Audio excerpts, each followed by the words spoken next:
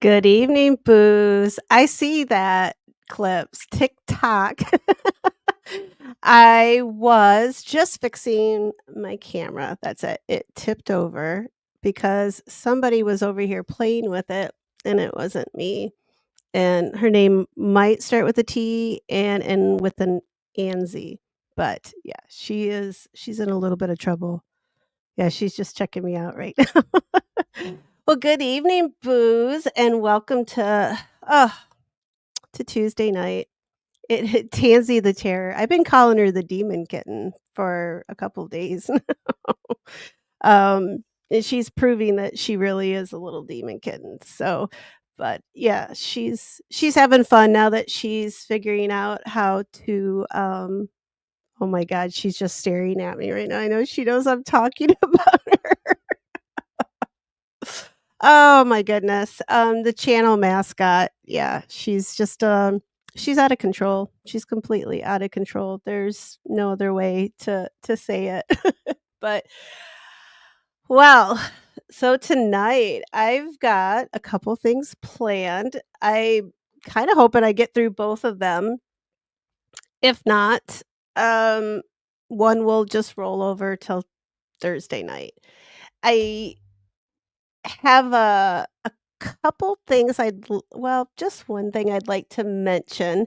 Not that this is a problem, but when we start out, we usually have kind of that free for all where we just chat, catch up, I talk with you guys in the live chat, and then if I have an agenda with like a presentation, I would just like if we could, when the presentation's going, if we could just keep the chat comments to what it is that I'm talking about, just for those little segments. Otherwise, if we're just, shooting the breeze and talking about whatever, then we can just talk about whatever. I don't care. And but just when I'm talking about some of these subjects, especially like when it comes to like the other night we were talking about the schools built on cemeteries, and I really felt passionately, well, I still do feel passionately about these schools, especially down in Tampa. They seem to be wanting to erase uh, the African American culture, that the community that once thrived there. So it so it's something that I it it means a lot to me. Like, I was wanting to get that point across, and I noticed that some of you guys were involved in it, and then we had some, like, a little bit of a derailment, and I'm trying to watch the chat so that I can, star comments so that if you guys have something after I'm done, that I can answer your questions. Otherwise, if there's a lot of other, like another conversation or something going on, I can't quite, it I have a squirrel, right? Like, I'm a Jack Russell Terrier. I see a squirrel out the window, and then that's where my brain goes. So, while I'm learning to not chase squirrels in the chat, I'm just asking if we could just during my little presentations until I get a little bit till I get a lot better. And when I get a lot better, you guys could just do whatever you want. It's probably not gonna bother me then, but for right now, it throws me off track just a little bit, but it's not that big of a problem. Like, it doesn't happen. Usually you guys are really, like, you guys are amazing. Like, you give me feedback and I love it. Uh, you guys are all awesome, but it just kind of happened, and I don't think anybody realized what was going on. So I just wanted to just say that. But it's not like a big deal, but just during the presentations, just like when I've got something that I want to share with you guys that means a lot. If we're just, like I said, just shooting the breeze like we are right now, you guys just, yeah, we can talk about TNZ, the kitten. We can talk about the weather. We can talk about whatever you guys want. And that's fine with me. Uh, if, if it's a problem, you might have to get maybe a little timed out if you're gonna be a bad if you're gonna be a bad boo.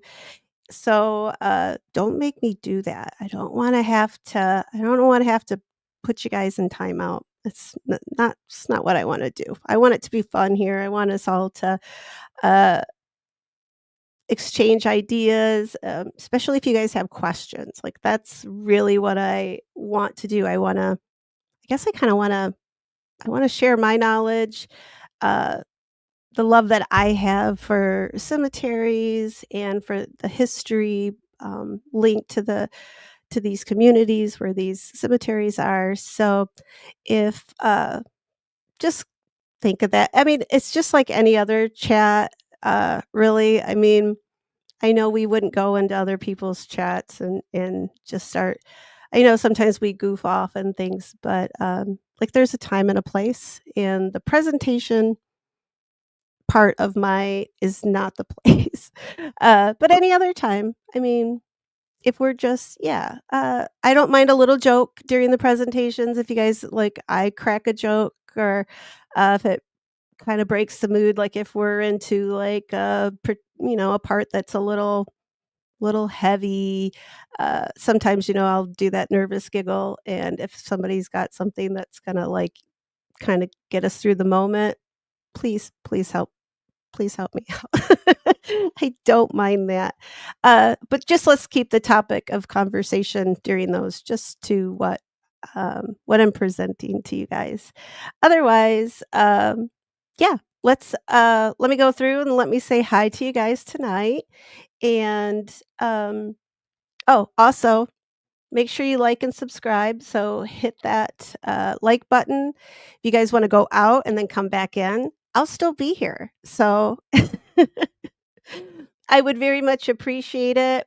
Trying to get the channel noticed by I don't even know where YouTube is gonna put us, but hopefully they put us somewhere that will that will get more friends in here in the chat to hang out with us.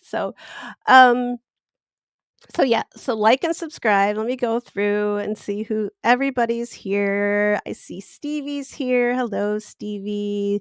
Clips is here, and she's keeping me on time. TikTok. I think maybe Clips is going to be my new producer if she's going to keep me on time. Because I seriously need somebody behind me, like cracking a whip once in a while, just to keep me going. Um, Usually, like, when I go traveling, that's the bestie's job. She's just, like, sitting there, right? Like, "It's time to go. Let's get going." Yeah. And Tansy the terror, oh, well, now she's all curled up and sleeping. So you wouldn't believe it just to look at her like that she's a handful for being I think she's a pound and a half now. So, yeah, she's getting to be a big girl. Of course, all she does is sleep and eat and terrorize me while I'm sleeping and eating. And Clip says, Tansy's forgiven because we love her. Yeah, I'll forget. I have a big scratch right here, so I popped a filter tonight because it's I'm probably gonna get cat scratch fever now, right? Like because of the finger, which is almost all better. I just got a Band-Aid on it to keep um, junk out of it so it doesn't nothing gets stuck in there because got animals in a farm. God only knows what could.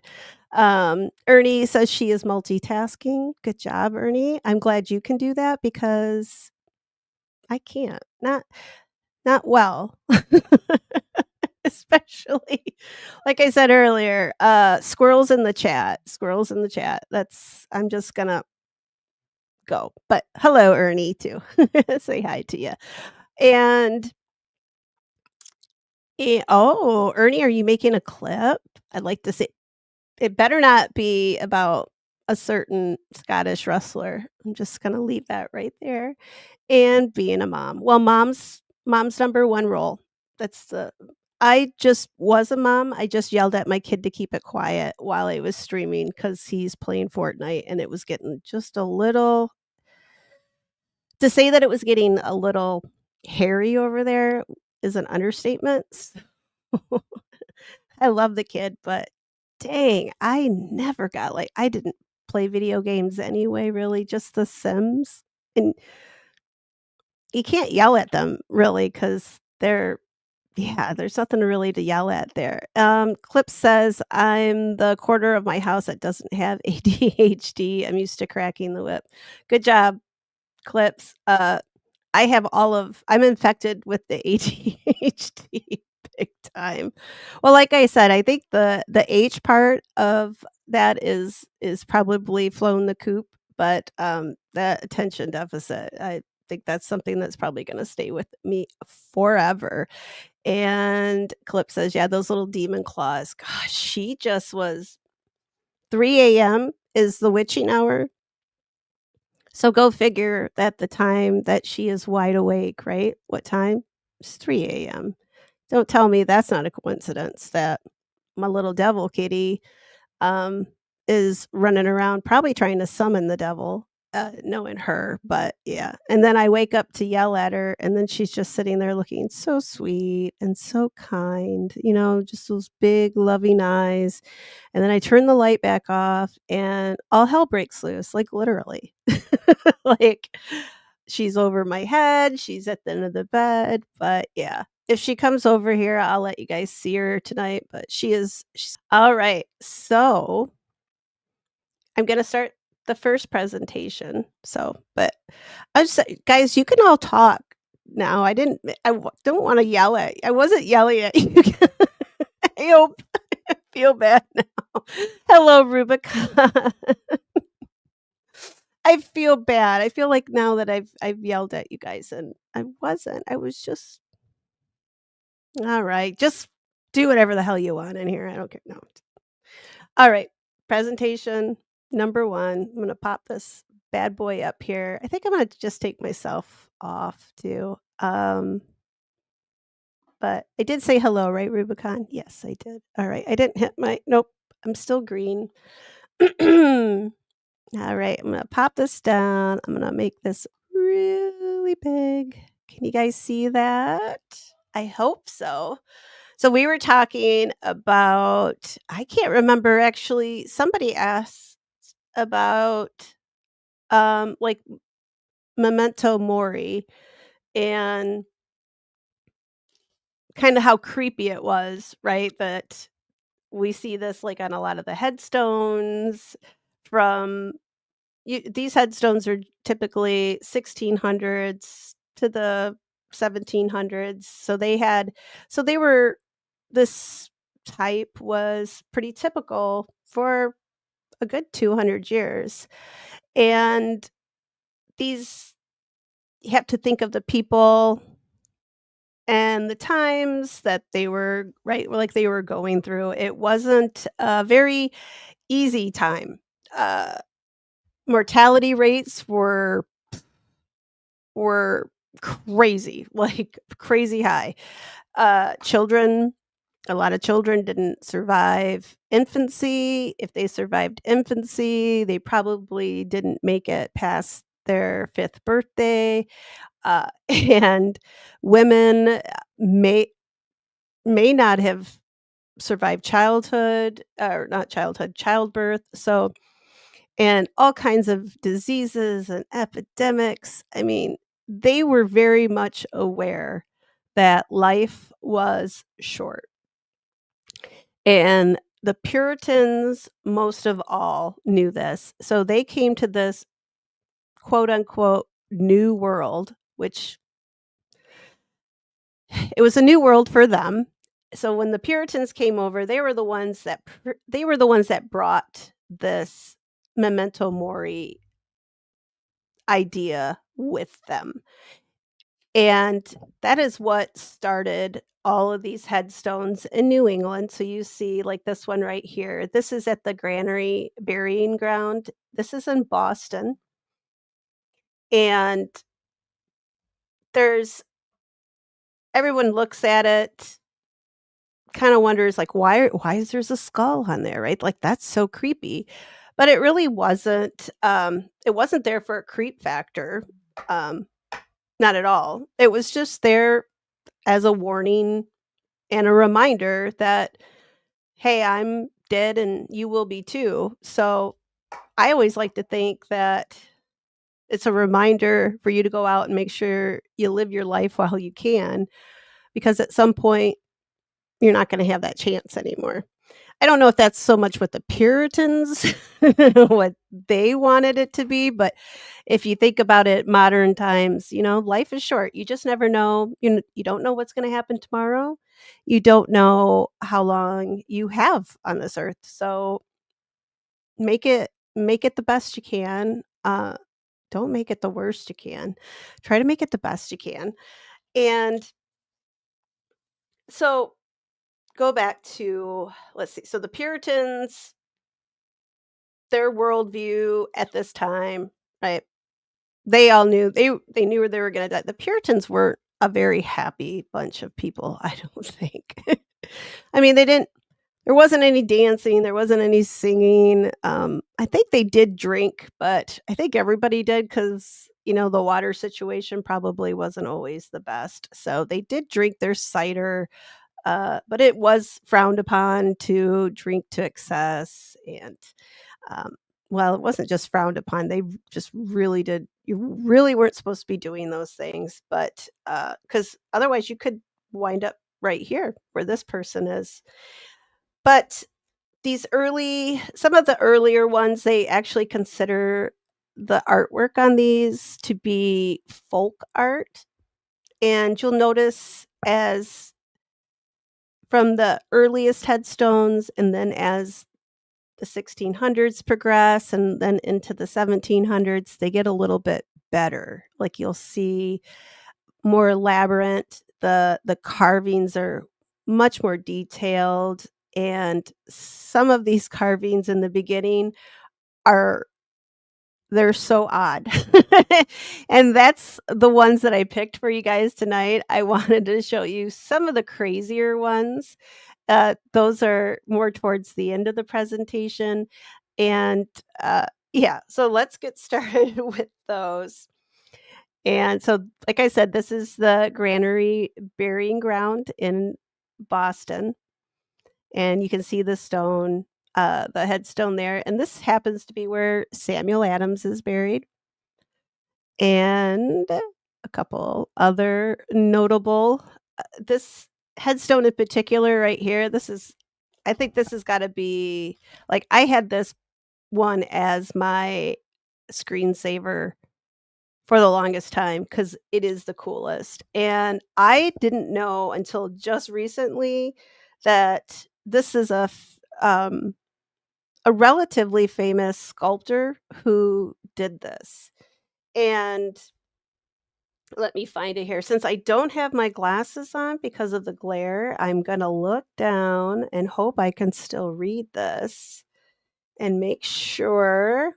Where's her name? Oh my gosh. Her name is oh, there it is. This is the headstone of Elizabeth Hurd, and she died in 1779. And it's called The Death Head, and it's by John Homer. And he's a pretty well-known sculptor. He did quite a few of these headstones. I think he did several of them here at this cemetery and then around Boston and other places in New England. And it's very well detailed. I love the artwork on it. Um, and yeah, Ernie, I think they're just I l I love these headstones. These are some of my most favorite is this these headstones right here. Like, I don't agree with the Puritans so much, but I really do love the artwork on their headstones because there's nothing like them. Just the fact that they were very much in touch with the fact that, "Hey, we're not gonna live forever," right? And Rubicon says, "I like Americana art, not sure if it's in the same time frame." I kinda put it in the I always thought of it more like primitive folk art, but, um and I don't know if that's technically true either, but, um, I mean, I can look it up, Rubicon. I'll make a note of it here because, like I said in the beginning, they didn't have they didn't have stonemasons and sculptors in the colonies, right? They just had the group of the pilgrims, right, that first came over. And then slowly more people started to make their way over. And it's not necessarily like you're actually going to get like a stonemason that happens to turn up on a ship, right? So they did the best they could with what they had at the ready. And sometimes they look really amazing, and other times, not so much. But I think even the ones that are a little weird that could have been like they probably wouldn't have passed art class. They would, well, they wouldn't have got an A, that's for sure. Probably not even a B. I would have still give them an A for effort, uh, because they are unique in their own. Like they're unique. They tell a story, and that person really did their best. And hello, Tish, welcome. We're talking headstones from the 1600s to the 1700s, and we can thank the Puritans for these. And Clip says the bones are really interesting, lifelike. That headstone is just like how he carved those. It's just they're beautiful, and it's a well-known one at that cemetery. I didn't know it at the time I took the photo, but I learned later after I got back home and was like just seeing. I always go back when I go back home. I always kind of look at my photos and see if any of them were like a well-known grave or something like that. I mean, like you've got obviously Samuel Adams, you're going to know his grave and that, but because they pop it right out there. But and Rubicon says they look like they tried hard though, and that's what counts. Yeah, like I said, an A for effort, right? And then you really can. So if you look at how well they're done, like you can tell the older ones. And then as the time progresses, right? So they're going to get a little bit better. The detail's going to get better, and they're just so you're able to age them and date them a little bit better like that. And I'm going to show you because I do have now. So this is from the granary, like I said, in Boston. Some of these are pretty darn old, and I'm just going to go through some of these, and you can just see the headstones. And like I said, most of these that I picked out, let me see. This is not from the granary. These are the from Salem. So these are from the burying ground at Salem, or they also call it the Charter Street Cemetery. And as you can see, so some of them you'll see a skull with wings. You'll see the little face with wings. These are angels. So I don't know how much you guys know about the symbolism, but I'm going to tell you a little bit more about them. So if you don't know, I'm going to tell you. The skull and crossbones, it's very direct. So it's the symbol of death, plain and simple. So when you see a skull and crossbones, it's dead. The person that's there is dead. It also tells you that someday you will be dead as well. So that one's a really simple one. And with the angels, like you see here, so they'll be winged. They can be a skull, they can be like a cherub face. Some of the faces, um, it's a stretch to call them a cherub, but sure, they're a cherub. They've got wings, so we'll call them we'll call them angels. Also, I've read in other places too that the wings on the face, like if it doesn't quite look like an angel, it is to depict the actual departed. So the person who died, it's supposed to symbolize their soul going to heaven. So that's another way to look at it as well. So it could be an angel, but either way, it just represents the soul's progression from this earth to heaven. And I'll wait to I have some other notes here for him too. I'm just going to wait to see if any of them pop up. and I can't really see what is that a skull with wings? And this is from the Salem Cemetery as well. This is the one where they have the witch memorial that's right there in town, if that helps you guys out at all, but there are some I mean, these are beautiful. Some of the most beautiful headstones are in this cemetery, uh, in the Charter Street Cemetery, which is what these guys right here are from. And now we're moving on. This is Pine Grove Cemetery, and this is in Topsfield, Massachusetts. So all of these are in Massachusetts. So if I forget to say that, all of the ones I'm going to show you guys tonight are in and around, mostly in and around Boston, kind of that area. So Topsfield and the Pine Grove Cemetery, these are a little bit more these are pretty darn old. I think some of these are right at about 1700. So if you think like the Salem witch trials took place, like 1692, these are pretty darn close to that era. So you can see the lichens all over it, and they're getting pretty worn. These the two principal types of material for these headstones, they would use slate, which this one on the left, if you're looking at it, it would be your left. That's a slate headstone, and then the one to the right, I think that one looks like it's a sandstone one. I can't quite remember what that one was when we were there. It's been a while since I went to the cemetery, but as you could tell, some of them you can't even really, read them anymore. Most of the names are pretty much washed away, but you can definitely see the skull on this one. And now I'm gonna move on to this is the old I'm gonna hop around back and forth here between some of the headstones. So, um, and Morg says, oh, the cherubs were little monsters originally? I can believe that. Look at them. The various angel types in the Hebrew Bible didn't look remotely human. So I've always thought like the cherubs were like a little bit creepy. Anyway, I just little naked babies flying around, something, I don't know, it's just not quite right. But this is so the old Fuller burying ground. This is part of my lineage. This goes back, and why am I blanking? This is also Topsfield. Wait, uh-oh. Where's this? Oh, see, I'm terrible. I've got so many town names in my head right now. I'll look it up to be sure before you know what? I'm gonna look it up right now. I think it is Topsfield. It's a tiny little cemetery. It's in the middle of this residential neighborhood.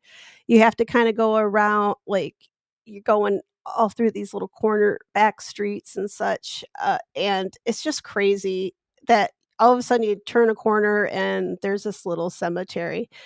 Uh, and it's been there no it's not in use anymore. I think probably the last one of the last burials there, I wanna say, was about, like, 1870s, and it did fall into some disrepair, but they have done quite a bit. They went in and cleaned up the fallen branches, and they kept it's mowed now, and it was in pretty good shape when we were there. So and it is like I said, the Fuller family started it because this was initially their family burying ground.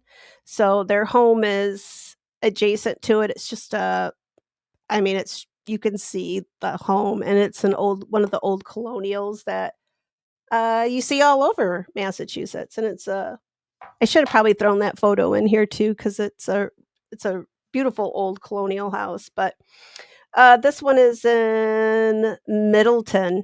I wasn't even close. For some reason, I had Lynn on my mind, and this is probably getting a little bit later. This is probably more, I sorta wanna say this is probably, like, maybe mid-1700s. but this is definitely not one that was made by, like, an expert stonemason, so this was probably another one that would we could classify it, like, under folk art, and this little guy, that's definitely supposed to be a little angel, but he's pretty I really like this one. This is one of my more favorite ones. And hello, Erica. Yes, Connecticut is next on my list. The next time we go out to Massachusetts, we're actually gonna stop and do a few Connecticut cemeteries on the way because there's some really beautiful old stone headstones and things there as well. And I really yeah, that's on my list. I just haven't when usually we're on our way somewhere and we never have time to just stop and do the cemeteries there, but we're gonna make that happen at some point.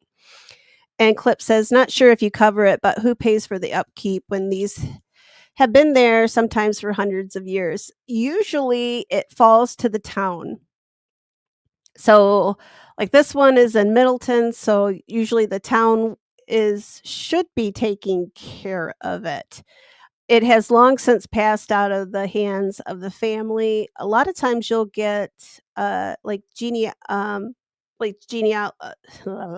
genealogical groups that'll come along that'll help fix it up. You'll get, oh, Daughters of the American Revolution, Sons of the American Revolution. You'll get different groups that will come in and clean up cemeteries and just donate their time to taking care of them. And I'm not sure who cleaned this one up. I did have the article. I'll have to look it up and see.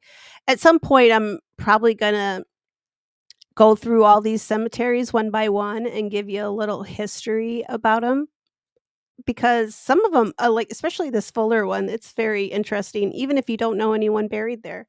So I think it's my 11 or 12 time great grandfather or something like that, Thomas Fuller. He's buried, he was one of the first ones to live in Middleton. Was so he's somewhere in here, but he does not have a grave marker any longer. If he did have a stone, it probably fell at some point, but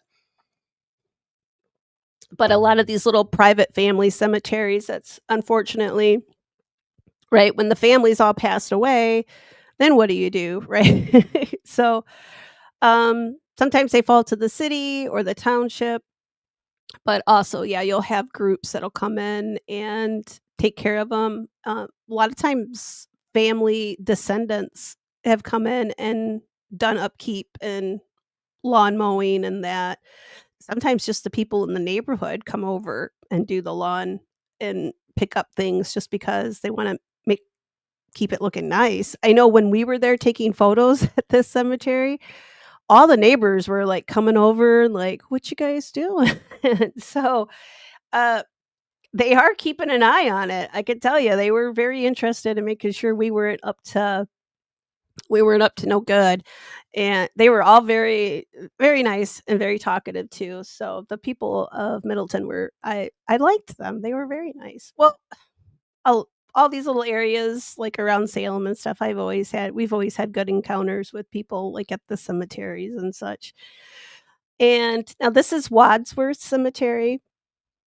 This is another one that I have a connection with my family. You're gonna notice that most of the ones that I'm gonna show you pictures of, that's why I have photos of them is I have family members buried there, so that's usually why most of these ones that I'm gonna show you in Massachusetts are connected to me somehow, like, somewhere. And so this is Wadsworth Cemetery. It used to be the Putnam Burying Ground. So if you follow, right, the Salem witch trials, we know who the Putnams are. This would be John and Priscilla Putnam. Sorry, I still have a sore throat. And then John and Rebecca Putnam. This would have been their family that started this cemetery, their place. This would have been actually part of their land that this was started on, and then now it's Wadsworth, so there's a lot of other families and people buried there.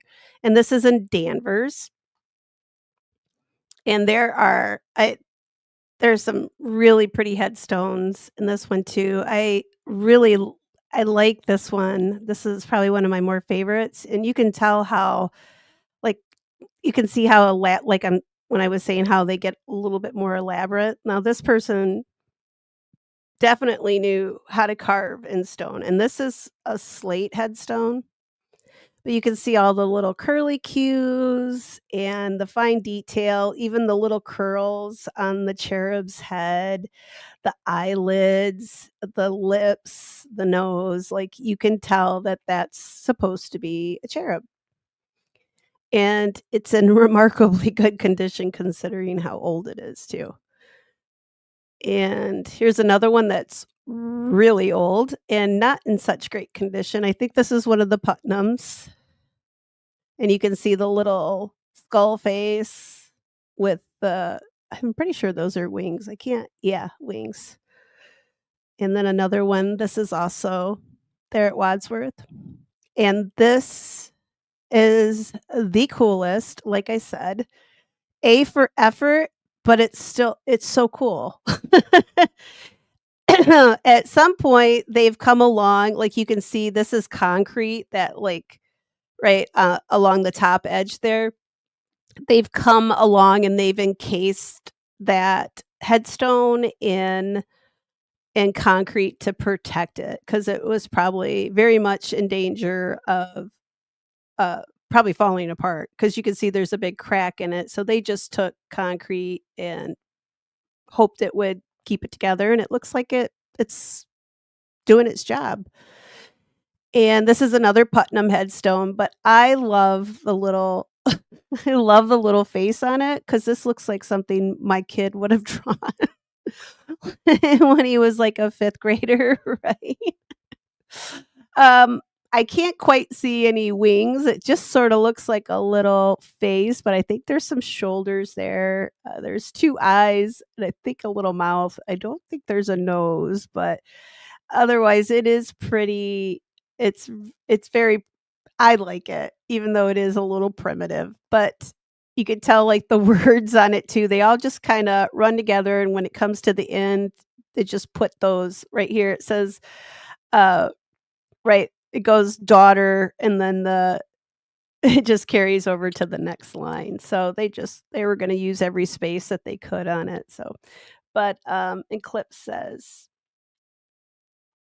oh, here, pop this up. Oh, the stone with the skull and the wings was super cool. Yeah, that one that's I'm pretty much showing you guys, like, my more favorite ones of all of these, and at some point, I will go back and I'll do each one of these cemeteries because 'cause I've got especially this one right here. I think we spent, like, 4 or 5 hours at this, and this is did my brain just farted. Just my goodness.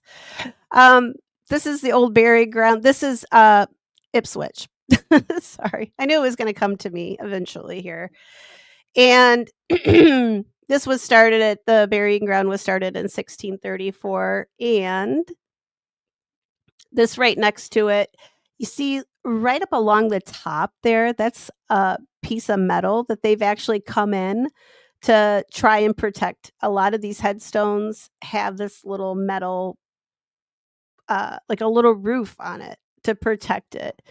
And you can see why, like, look how detailed that is, like, that face, he's looking right at you. It's really like, you can tell why, you can see, like, the hair on the forehead.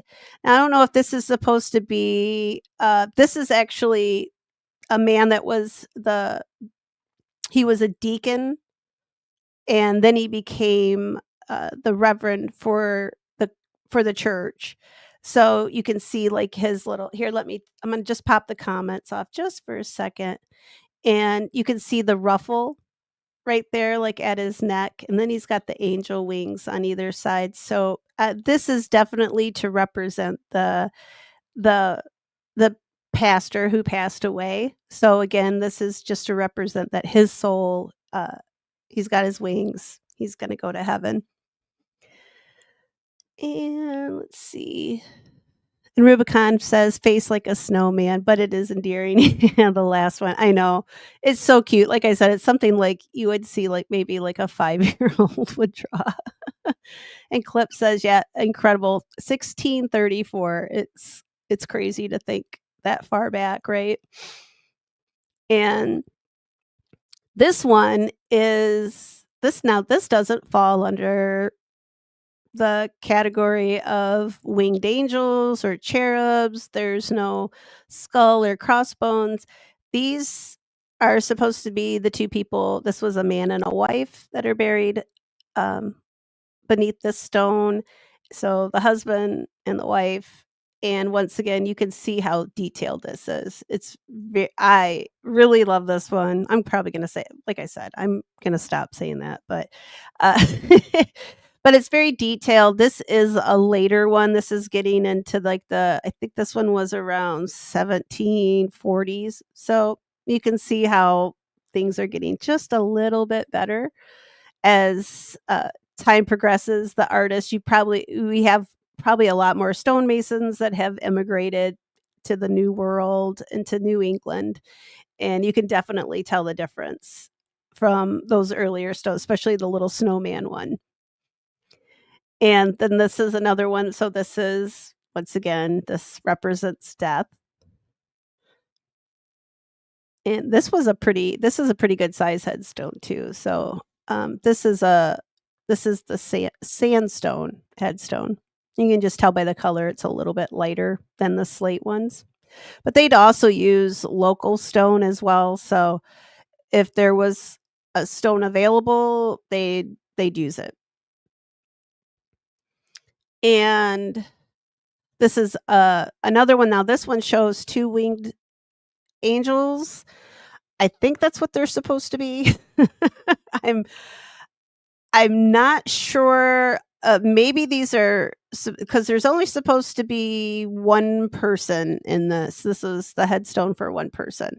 So I'm not sure why there's two there, but still very well done. And then it has this urn, which also represents the eternal soul. So the two cherubs are taking the eternal soul of the deceased to heaven. So it's very easy if you just start to they were very literal, if anything. So their symbolism, there's not a lot of guesswork to it.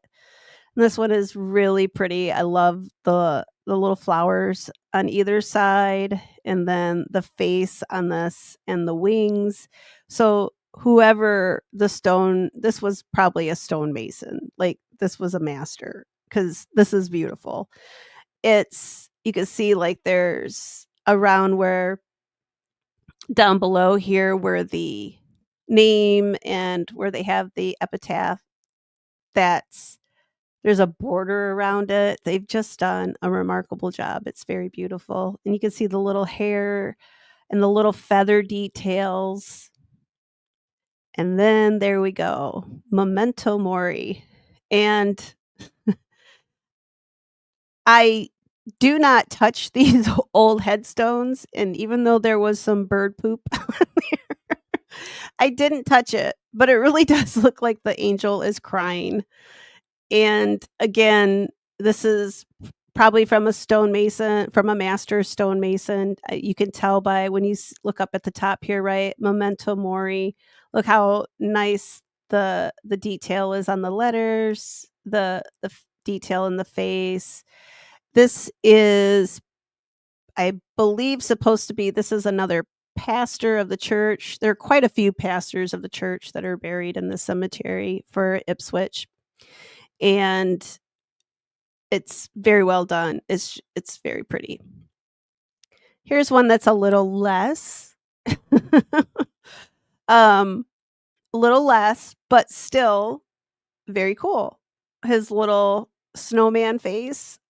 Actually, if one of you guys looks at this, tell me this looks more like I'm trying to think, like, I helped my son with a project that they did for like, it was a Native American project, and it was I believe it was, like, the Ute Indians, like, in Colorado and up through Utah, and they had these little dolls, and for I think that's what this little phase here is reminding me of, but they did I mean, it's still pretty well I mean, it still has a lot of detail to it. The the type they've done very well with the lettering and the actual like, they've got the flowers on here, so it's very pretty, and I would say I would if this was an art project a student turned into me, I'd give them a B plus because it's still very cool, and this is another one probably I'm gonna say that whoever did this one probably made this one. You can see the same little face here. Maybe this was an earlier one, and this is slate. You can tell, like, the pieces are starting to kind of fall off of it. And then you've got the over here, you've got another there's a flower over here, and there probably was a identical one on the other side of the face, but his stone is kind of weathered away quite a bit. And that's John Harris, and he was the sheriff. And there's another one of our little snowman faces. And this is really old. This is one of the really old ones.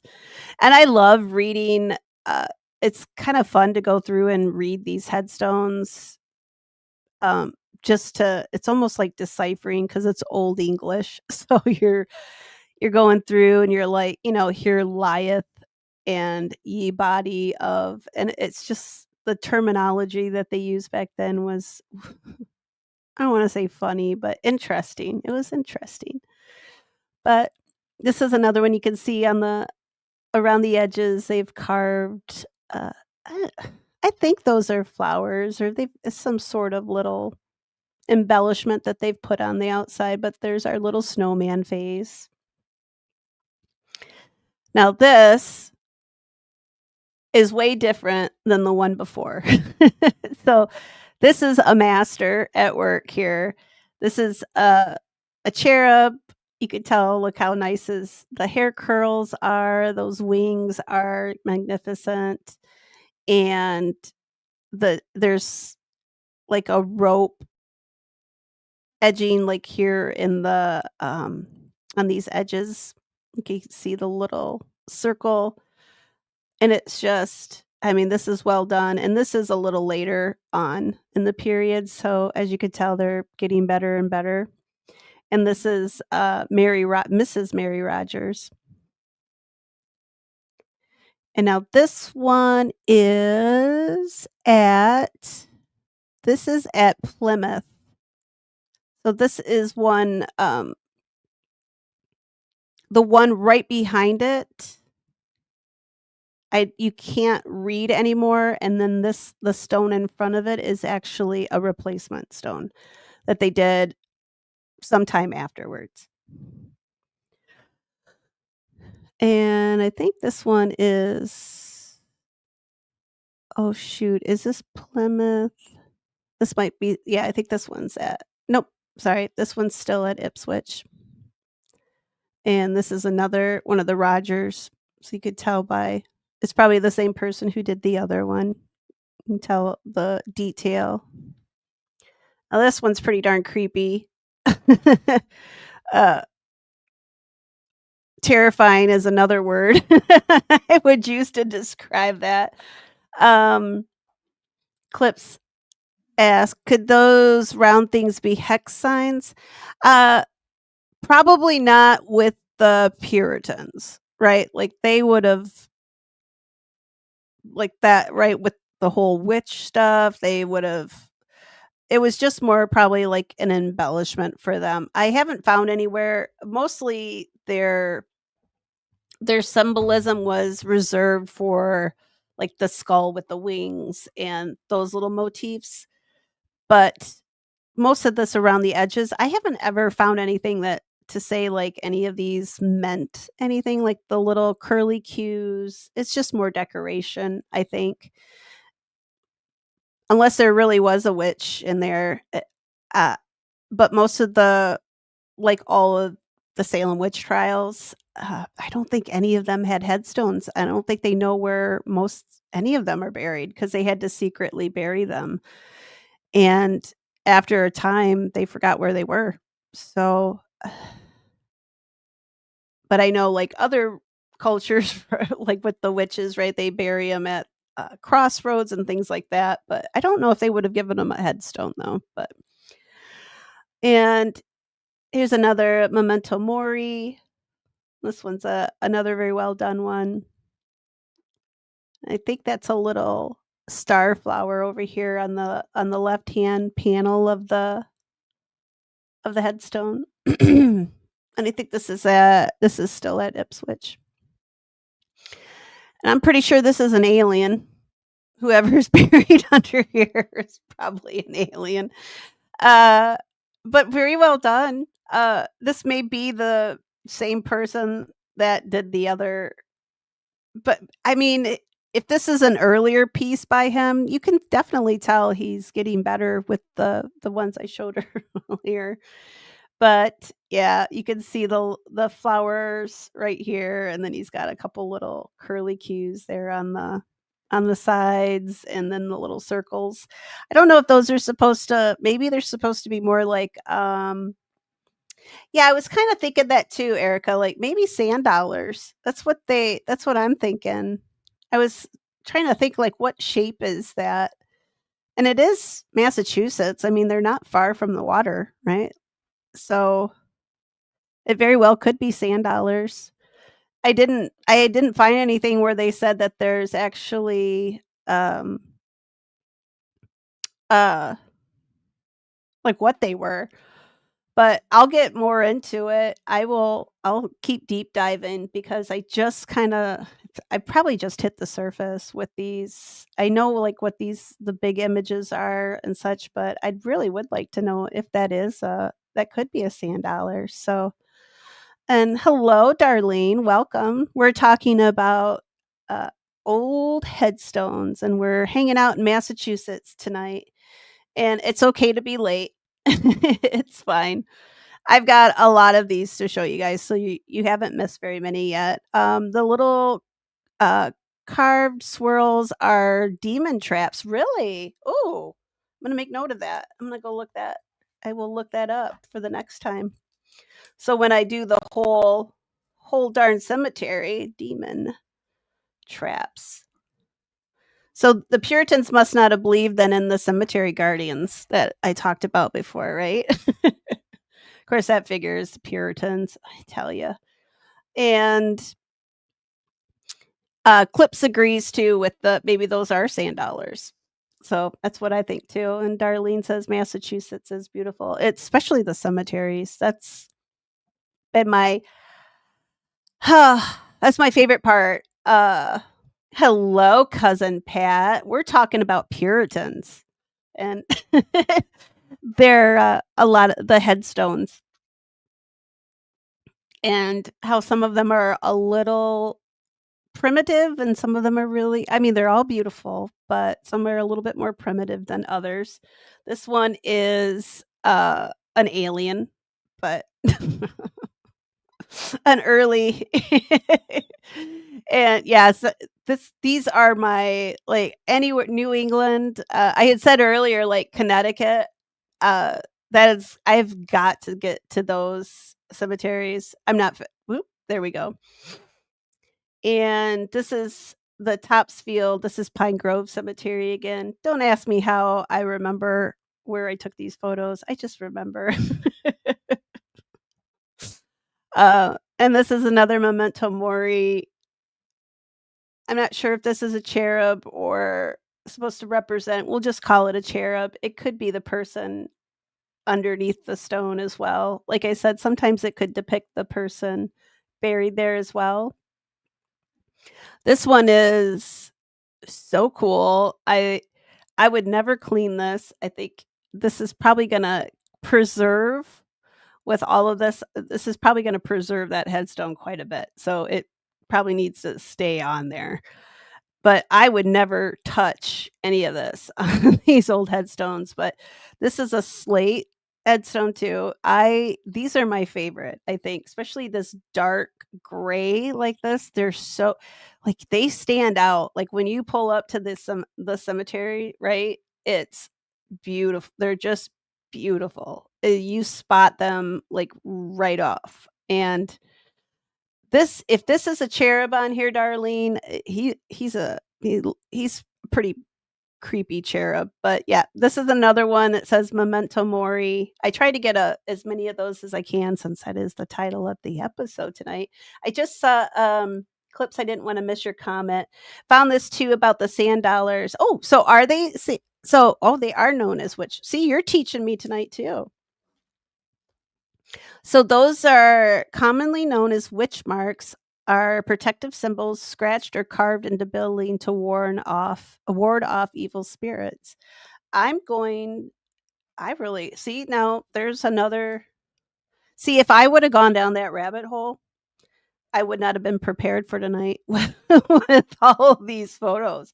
Thank you for looking that up, Clips. Dang. You're good. I'm just you know what? I think I'm gonna hire you as my producer because you are definitely, you're earning your keep tonight. And hello, Tiff. Welcome. And let's see, I got some more pretty headstones, so hang on. And now we're back at Salem, which I don't know if this is my favorite cemetery. You would think so because I love Salem, but really that Ipswich cemetery, that I think that's probably my favorite in the area. But there are some very cool headstones in the Salem in the burying ground there on Charter Street. And uh-oh, is Pat getting into trouble again? Behave, Pat.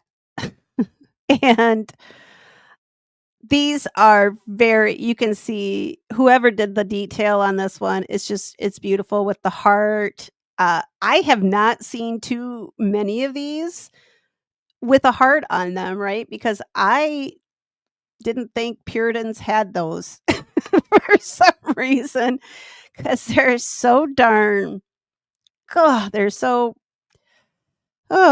staunch, and starchy, and yeah, so but it's beautiful, and this is at the Salem Cemetery. This is it's just absolutely gorgeous, and there's another one, I think, let me see where this takes me to. This is another one for now this is a matter, shoot, I probably should have my glasses on for this one. This is a Mather. So if you know the name Cotton Mather, I believe this was a family member of his. If I recall from the little tour that they gave us, like a maybe like a brother or cousin. I can't remember now, but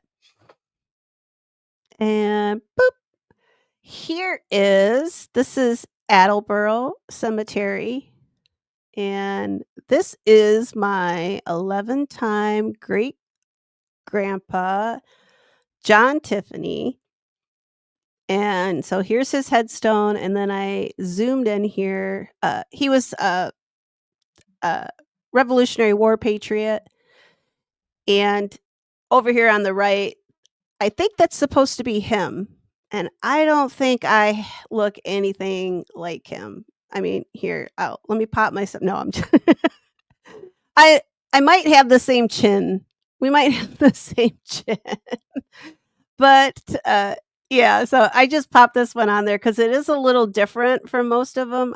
He died, let's see, 17 shoot, just right after the Revolutionary War. It was I wanna say 1780 or right about there, but yeah, this is Pat, you probably know where this one is. Alright, let me go back up here, let me pop up here because you guys had I see some good responses from Erica. Do, do, do, do. And I see Darlene. I says you need to go by Old North Church on Blossom Street in Boston. I've been to Old North Church at the very beginning. I started with the Granary Cemetery Granary Burying Ground there where Samuel Adams is buried. So I've been there. I we missed the cemetery right over there by the Old North Church. It closed up by the time we got over there. So I will definitely be going back, and because there's a lot of those old patriots and such that are buried there. And Erica says the sand dollar does have connections to Christianity. And I'm definitely I think there's Tiff, there'll be some more I think that have the sand dollar symbol on them.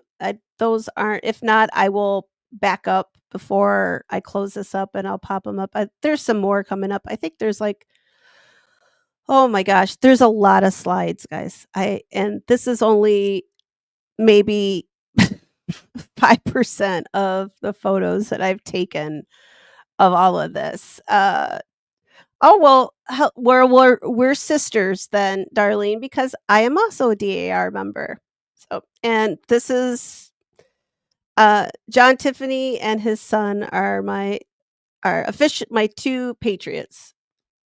Just had John proven not too long ago. So, and let me pop this one. And this is his wife, Deliverance, and I love her name, so I just threw her in here. Her headstone is pretty bad, pretty rough shape, but, hers just has, it's supposed to be a vase, which usually, or like an urn, and usually that symbolizes the soul as well. You just can't see it very well. Hers is in some pretty bad shape. And now this is the old burying ground, and this is the Miles Standish burying ground, and this is in why can I never say that?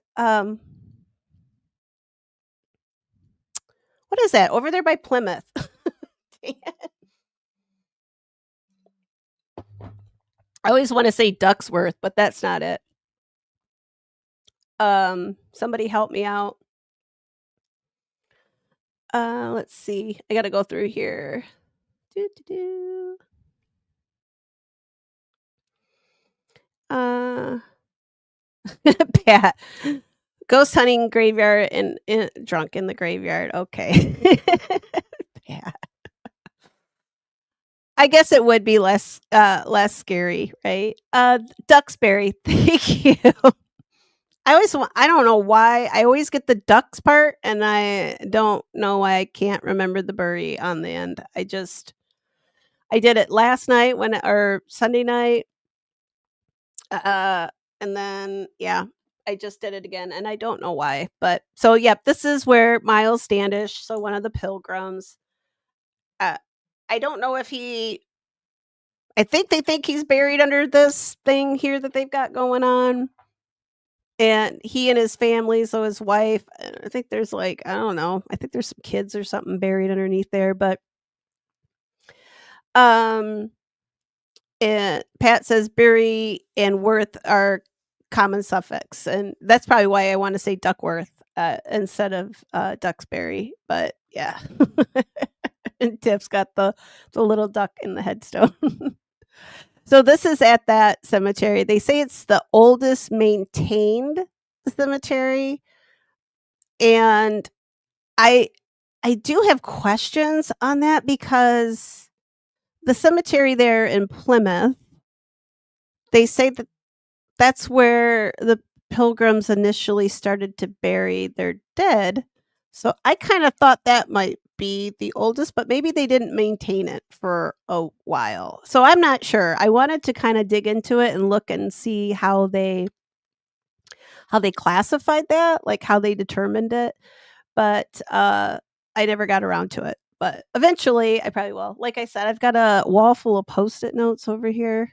So, and now well, Clips, I think it's the oldest in the US as far as I know.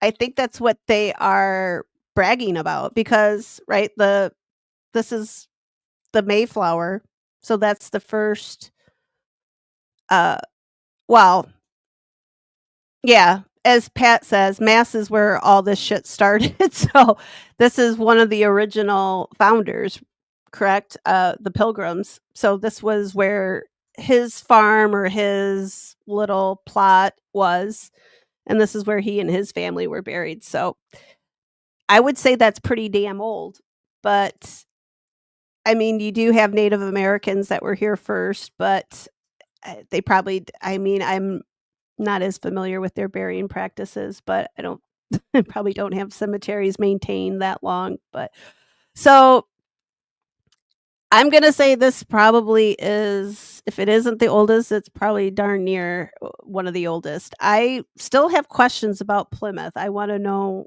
like, I kept seeing some really darn old headstones there, and um, I thought that's where a lot of the I mean, Pat and I have well, I don't even know how many time great-grandfather buried there too, so I'm just curious. It's something I wanna look into, but, I mean, if they wanna call it the oldest, that's fine. I'm not gonna take that title from them because guess what? There are some freaking cool headstones in here. This one especially, look, I love the hairdo on this one, and here's another one that says Memento Mori. This is this cemetery, I think, had this on more headstones than I'd probably seen in any other cemetery. It was, pretty prominent, and all of them have these and they're very yeah, the word I wanna say is primitive for some of the sculpting on these. Like, I don't know, this one's a little bit better. There's a couple crazy ones I'm gonna show you guys. Let me pop you got I gotta look back here. Oh, because you guys gotta and there we go. Patrick said, Pat says Bass is where the shit all started. And yeah, the Native Americans, they had their burial grounds and mounds. I know they had their Illinois has like the mounds. I know more recent practices, like we have, they call it the spirit house. And that is on my list because I have one in the cemetery right by me. It's a little girl that passed away and her like there was a big ugh, there was a big ordeal about about whether or not they thought it was an eyesore, but it is I'll talk about it, but it's called the Spirit House if you guys want to look it up and they essentially build like what is a little house and it's supposed to hold the person's soul in it. And then when it all falls in, their soul is released and they can move on to the next realm. And it's a Native American tradition. It's not one that I had heard of before, and I thought it was a beautiful thought. And it is um, a beautiful little spirit house that they've built on her grave, and I thought it was very sweet. So I do plan on covering that one. It's not I had never heard of this tradition before, so it was a new one for me, and I definitely want to share that one with you guys too. So, and Clip says, I don't know. St. Augustine, Florida boasts the oldest city in the US, right? Was was that before the Pilgrims? Well, because I know we had the Spanish were here. I don't know, guys. We're gonna have to probably pull out the world history books because I can't uh I can't remember when all of them. I know it's freaking old. I can tell you that. We're supposed to be looking at the pretty pictures on the headstones. Uh, and Tiff says, "I thought native peeps burned their dead. I think some of them did. I think they depended on what tribe and where they were, right? That depended on what they did for their burying practices. But I know up here, I like around the Great Lakes, like I said, like Illinois, there's like they have burial mounds. I know they've found some. Oh." little tansy terrors climbing up my leg. Uh, we've had burial mounds and such that they've gone to do construction, and it's halted construction, like, completely, which thank God, that they do that, and once they find that it's a Native American burial ground, that's it. They don't do anything else to it. And so Clip says, "I only know of one old cemetery there, and you could take a ghost tour." Yeah, St. Augustine is just one big old haunted place. I'll have to probably do an episode on that. Actually, the bestie will have to come on because she's been down there. I haven't been yet because I wanna go to that darn, I wanna go to that lighthouse. It's really cool. And Pat says there's a really cool old cemetery on Block Island from the Battle of Manassas where the natives pushed the settlers off a 200-foot cliff. That Block Island, man, that no wonder that place is haunted. I wanna check that out. Well, that's on our list, right, Pat? We're gonna go stay there. And let me scooch it down here. And boom. Yep. And Darlene says the Spanish were in St. Augustine. Um, let's see. Woof, you guys got ahead of me here. All right. I don't want to miss anything that you guys say that's really good here. So, not that everything you say isn't good, but I'm looking for the really good stuff. Here's another one. This one's pretty creepy. I think it's cool, but it's creepy. This is another one that's kind of encased and they've got like cement around it to keep it from uh, falling apart anymore. I think there's like a crack going through here somewhere. Yeah, they've tried to repair it, like going through right across the top part of it here. So some of these are in really rough shape. These are really old in the cemetery. So I like this guy. He's looks like he's pretty happy, smiling. And this is now these are I called these the big feckin' birds in the cemetery because they look I was telling you guys about these last night, right? Uh, it looks like the bird or Sunday night, we were talking about these. It looks like a bird, and yeah, that's all I could think of when I saw these, and they've got I don't know what's going on with this crazy hair.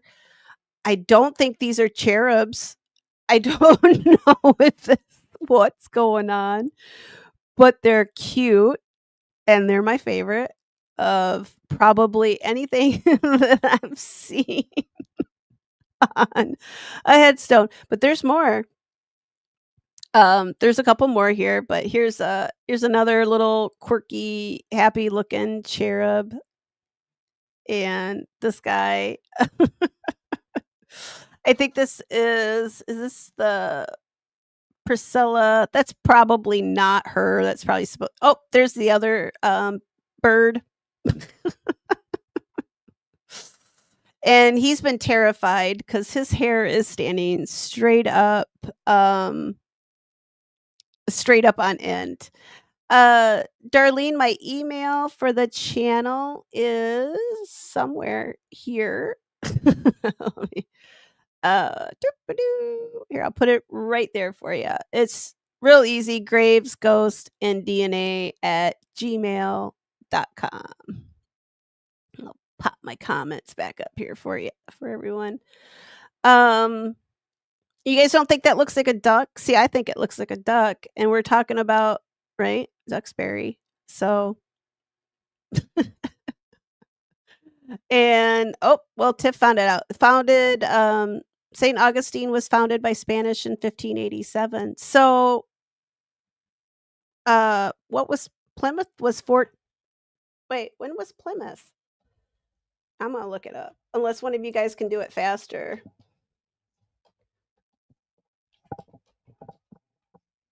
1620.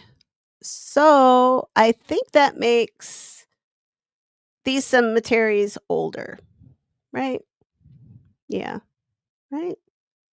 I mean, my math doesn't math sometimes, but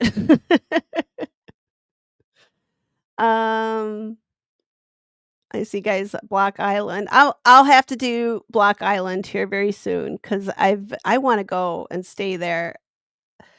And, yeah, if you have seasickness about going out there, Zofran is the shit. I tell you what, I've got a prescription for that I always have handy because I have really bad acid reflux, and, oh my god, that stuff is I mean, it's amazing. I love it. And Darlene says she inherited some property on Block I what? Oh, see, we could have Darlene, we could be out there at the family plot and hanging out. Um, yeah, send me you got anybody, if you guys have some cool stuff, please send. I will and but make sure let me know that I can share it because um I don't wanna share anything you guys don't want me to, just in case. Um, and I know, Darlene, you sent me some. I'll have to go back and look at the what you sent me on, Discord too, but here's another one. This one is I think this one's really well done. This is probably a later age one. There's another duck. So, I don't know who this guy or the sculptor for these was the or the carver. But he had a duck fetish, obviously, and these are my favorite. These are so cool. I don't know what's going on with the hair. Maybe that's what it looked like underneath right? Like the Puritans wore the hats and the women wore their little scarf, I wanna say bonnets, but they weren't really bonnets, but their head coverings. So maybe this is what happened when they took it off, or it could be maybe it was humid that day that they died and they took their likeness. This is kinda what my hair looks like on the humid days, but it's ginger, so I look more like, Sideshow Bob than I do a duck. And yeah, Pat, they could have been duck hunters. I mean, they obviously have a fascination with ducks, big time. And yeah, but these I think this little the Miles Standish Cemetery, these were some of my these are up there. These are top for me. But you can start to see who you can see who did like which ones you can attribute to I want to find out like who these if they're stonemasons that were in the area that carved these. I didn't know there's, like, a whole book. So, I'm going to order that book because every time we find this stuff, I'm like, "Hey, I gotta get that book." So, I'm gonna order it's just about all the stonemasons from Boston into Connecticut, like, all around New England. These guys didn't just stay in Boston, they went and worked all around in New England. So, I didn't realize that this was, yeah, I didn't realize that there was, like, such a enough stuff for a book, but hey, I'm excited now because now I wanna know about him. So there'll be that rabbit hole that I'll be going down here soon, and this, like yeah, he's got a little moon face, right? The little cherub, and there was the one that we saw just before a couple before this, he had that little moon face, so it's probably the same I'm gonna say it's probably the same, artist that did this one as he there's a couple of them that have that little round face like that. And then whoever did the duck ones, that's probably the same guy did all of those. And I'm sure it was a guy, right? The women weren't do they wouldn't have allowed women to do that at this time. If they did, she was a witch.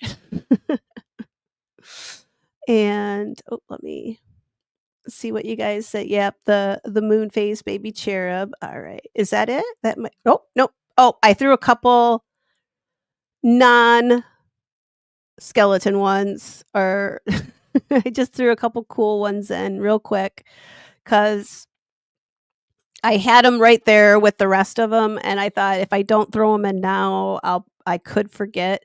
But this is one from the Plymouth burying ground, and she is amazing. Like, this had I've seen her all these Facebook groups that I'm in, this she always pops up, like, with the all the cemetery art groups, all those groups. Like, I'm in I don't even know how many groups on Facebook I'm part of that's got something to do with headstones and cemeteries and all of that, right? Folklore and history. She pops up all the time because this headstone is so beautiful. Like, I don't know what she looked like in real life, but if she was even half as cute as this, she was a looker, I think.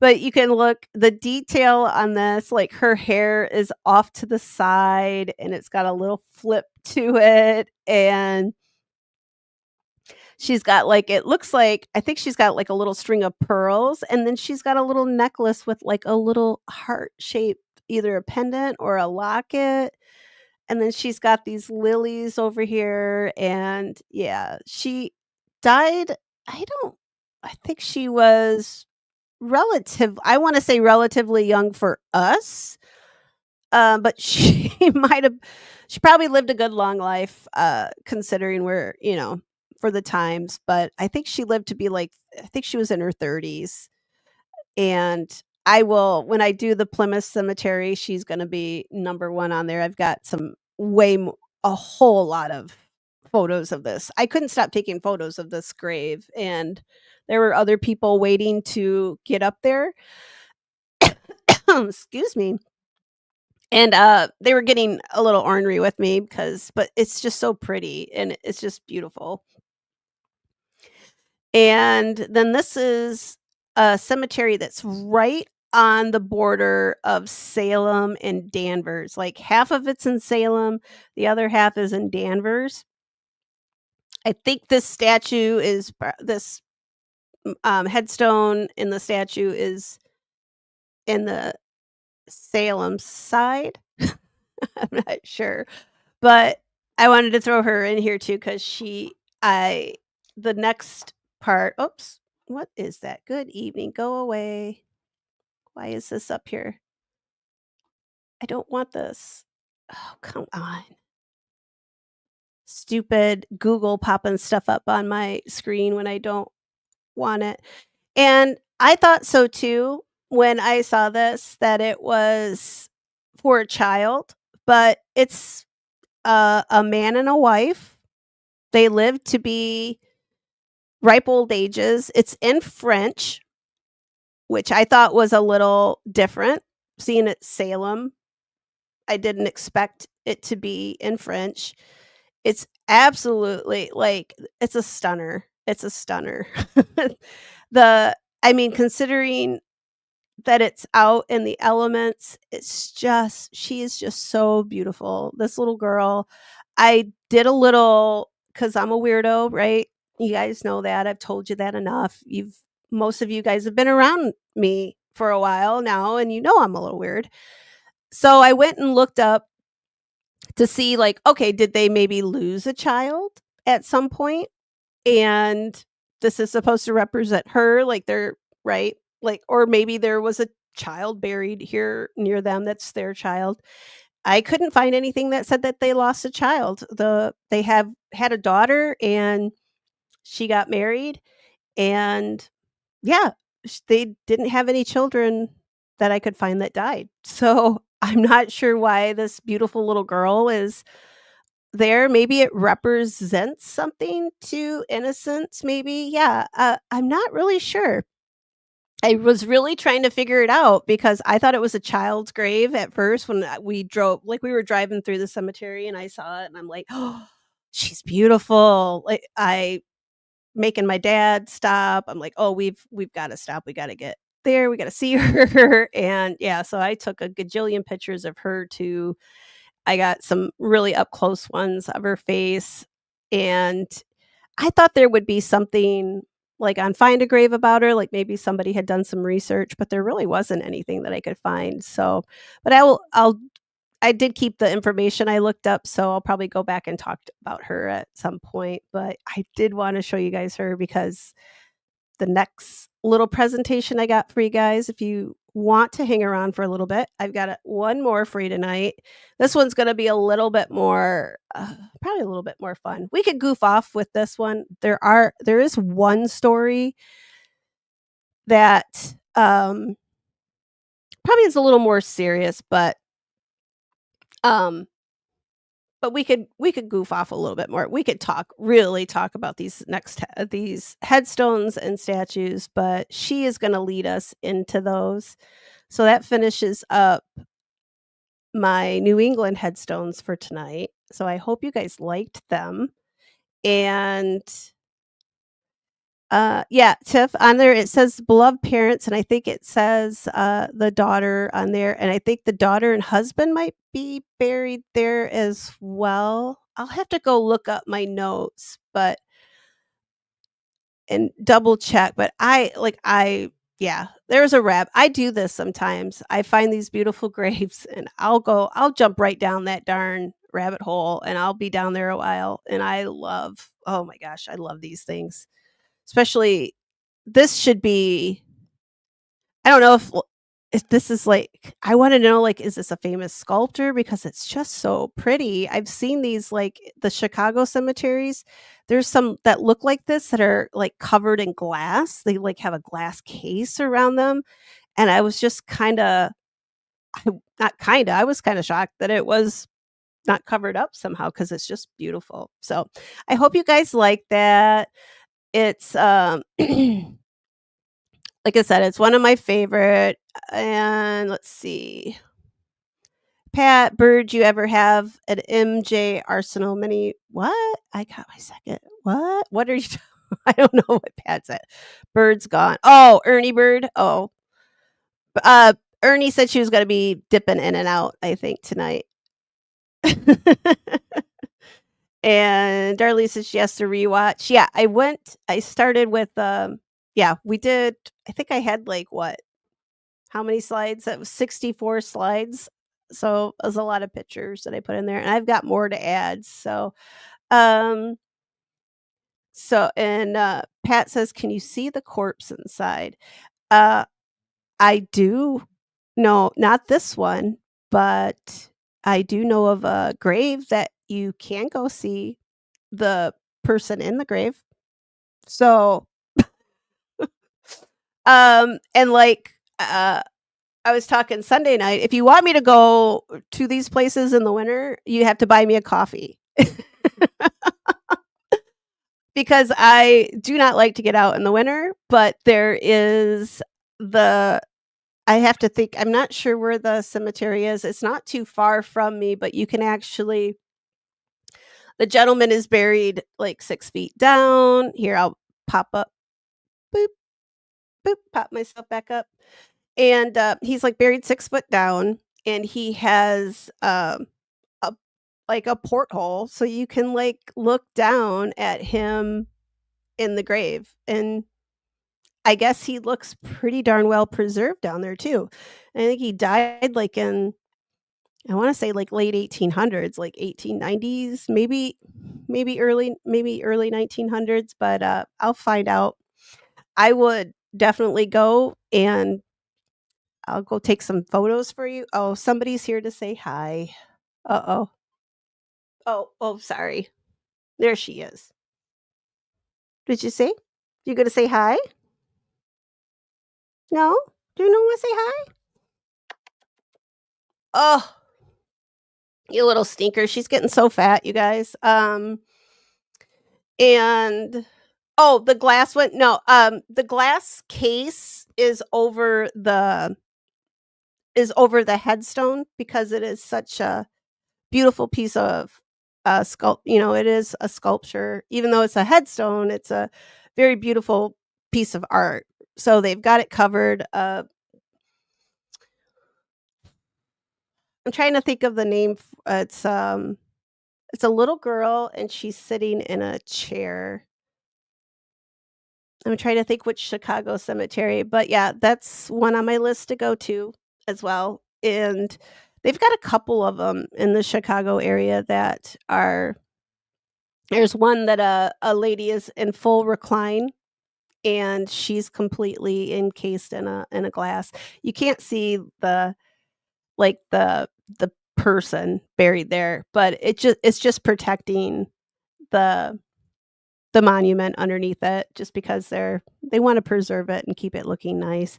Because a lot of these, they didn't really think ahead to the fact that, the elements are probably gonna start washing them away, so they have gone and tried to protect them to make sure that they don't, that they're there t for people to enjoy, especially the one of the little girl.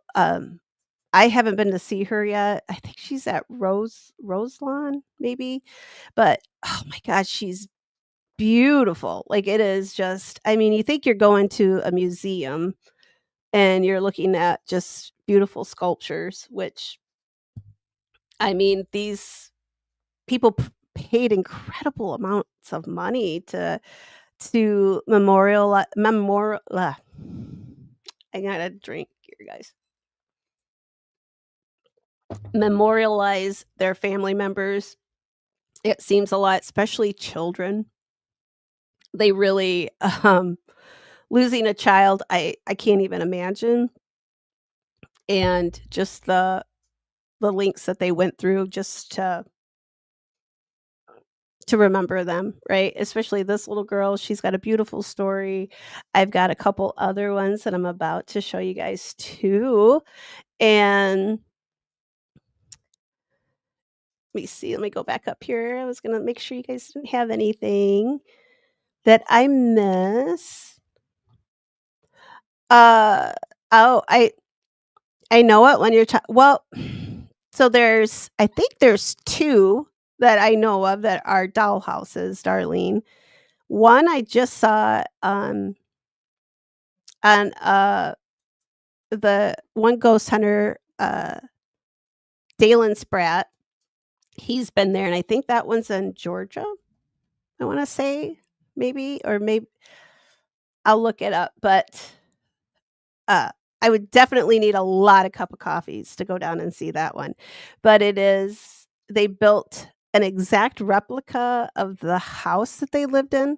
They lost a little girl, I can't remember how old she was, but she was pretty young, and they built an exact replica of their house, and covers the whole, it covers her grave, and the grave, they have um, like a raised, like a sarcophagus sort of looking grave on the inside of it, but they've got her mother put her toys. They put her, I think she died just before Christmas, or yeah, and they had put her all her Christmas presents in there.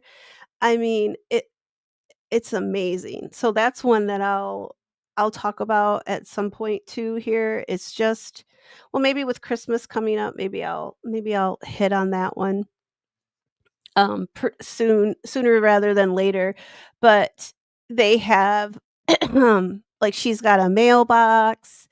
There's a little lawn, just like, and it's like a 1940s 50s looking little house, and it's so cute, and it it's just such a sad little story behind it. So, like, her grave is right inside of it, and then mom and dad, their headstones are outside of it, but it's just amazing, right, like, what grief, so in their grief, and the dad came and built that himself, and that's how he dealt with his pain, and it's just so sweet. I know it kind of fell into disrepair, I think, a few times, probably, like, after the parents died, and, it has been restored, and they do take care of it now because it's a tourist attraction now. A lot of people go there to see it, so, and it's so cute. It just is, and, yeah, like I said, they a lot of her favorite toys, her mom and her dad would put her favorite toys in there, and it was just so sweet. Yeah, I know, I gotta keep remembering to drink my lemonade water, but it's kinda bitter. I don't think I mixed up enough water with it. And let's see.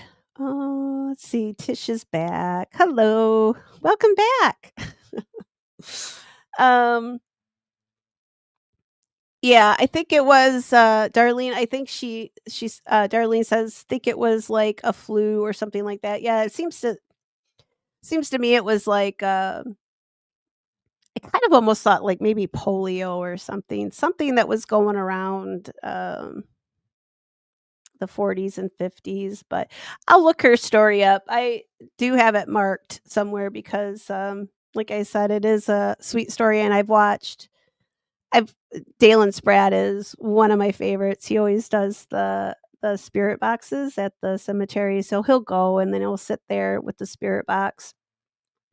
I can't do the spirit box because the sound, ugh, it gives me such a headache. It's just like nails on a chalkboard for me. And it's really sad because I would love to play with the spirit boxes, but oh, it's yeah, Darlie. So you probably watch the same. Yeah.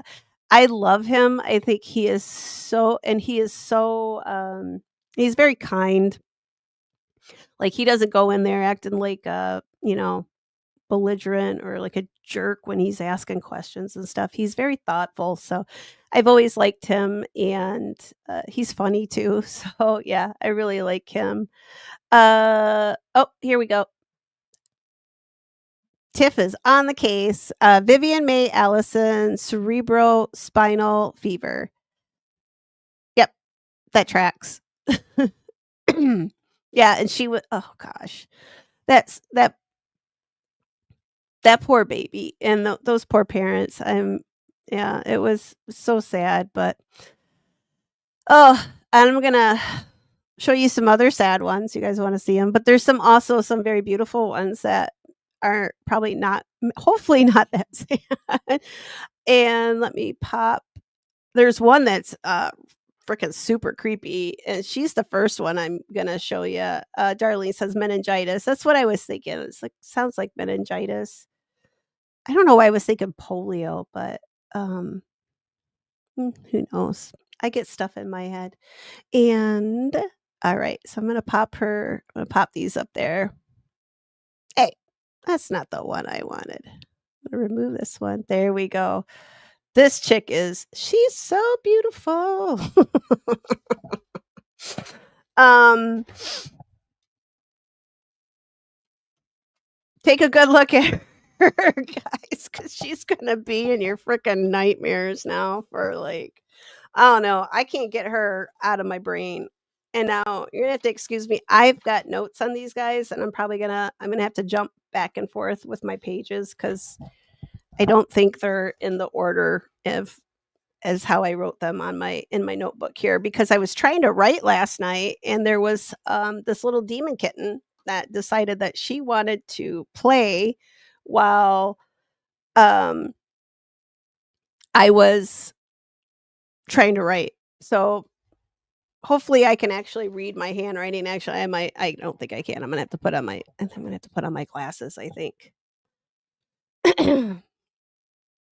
Which I hate having to wear now. Okay.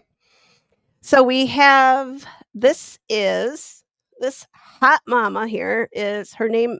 The piece is called Destiny, and she's in the Ulsdorf Cemetery in Hamburg, Germany.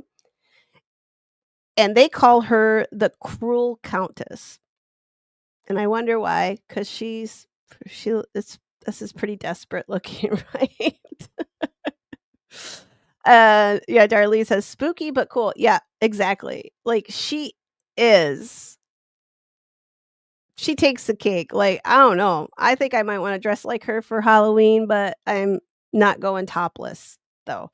So she was sculpted by Hugo Lederer in 1896 and she was purchased in 1905 by a Hamburg businessman named Eduard Lippert. And Lippert took her and had her placed in a pavilion in his garden on Otter Ulster Lake.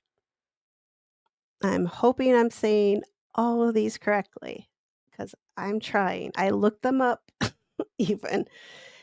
And in 1943, during World War II, bombs were dropped directly on his house and destroyed the house and the garden.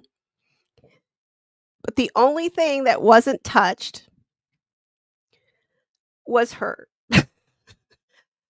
Probably because she's so scary looking, right? Like nobody those bombs probably just were they started to fall and then they veered off like really quick cuz she's pretty she's a little terrifying. I mean, just look at I've got a couple other images here of it. So this is front facing. This is from the side. Oh, here, let me do I'm gonna do this. Yeah, that works here. Yes, Pat, those are boobs. uh, try not to miss any of your guys's, and Tish, I see yours with the cemetery shots. You'll have to share, or you could come on and share them. You guys are welcome to come up anytime if you've got cemetery photos that you want to share. You don't have to have your camera on. You can just talk if you want. Um, and like Rubicon says, right? Yeah, she survived out of spite. I mean, look at her dang face. But damn, look at her guns though. Like, I mean, she is able to carry I think that's a adult woman and adult male that she's dragging there, but look at her. Man, her arms are ripped. Like, I'm kinda hoping that's what mine look like after, I mean, I got my weights coming. Woo! Pretty soon I'm gonna be dragging people around drag 'em around by their hair. I mean, with their consent, of course, right? Uh just yeah, I'll just when I wear it, I'll just have, well, she's supposed to be so the gentleman that carved her, Mr. Hugo Lederer, he was fascinated with antiquity, and he loved the Greek gods and goddesses, and she is one of the fates. And the fates were in charge of birth, life, and death.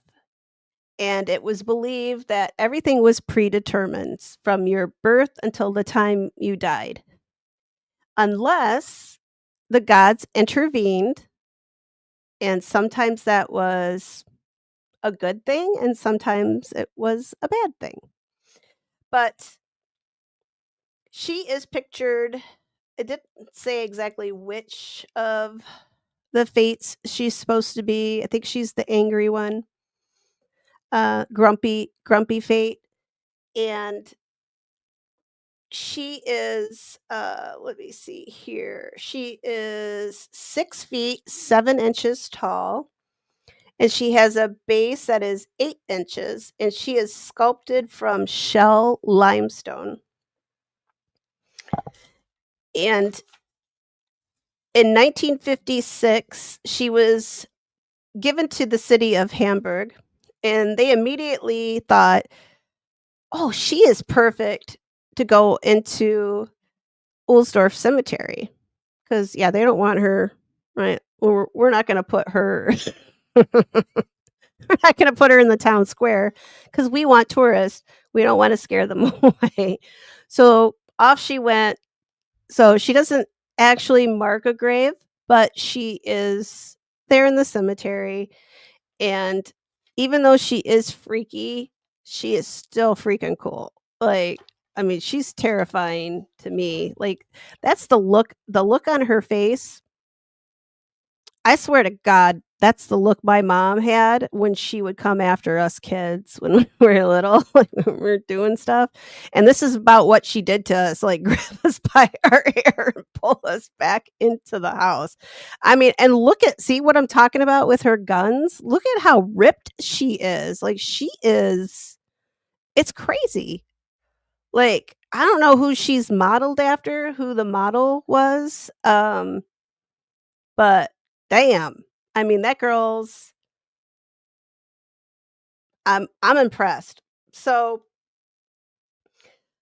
It depicts the female goddess, and she is dragging a young man and a young woman by their hair.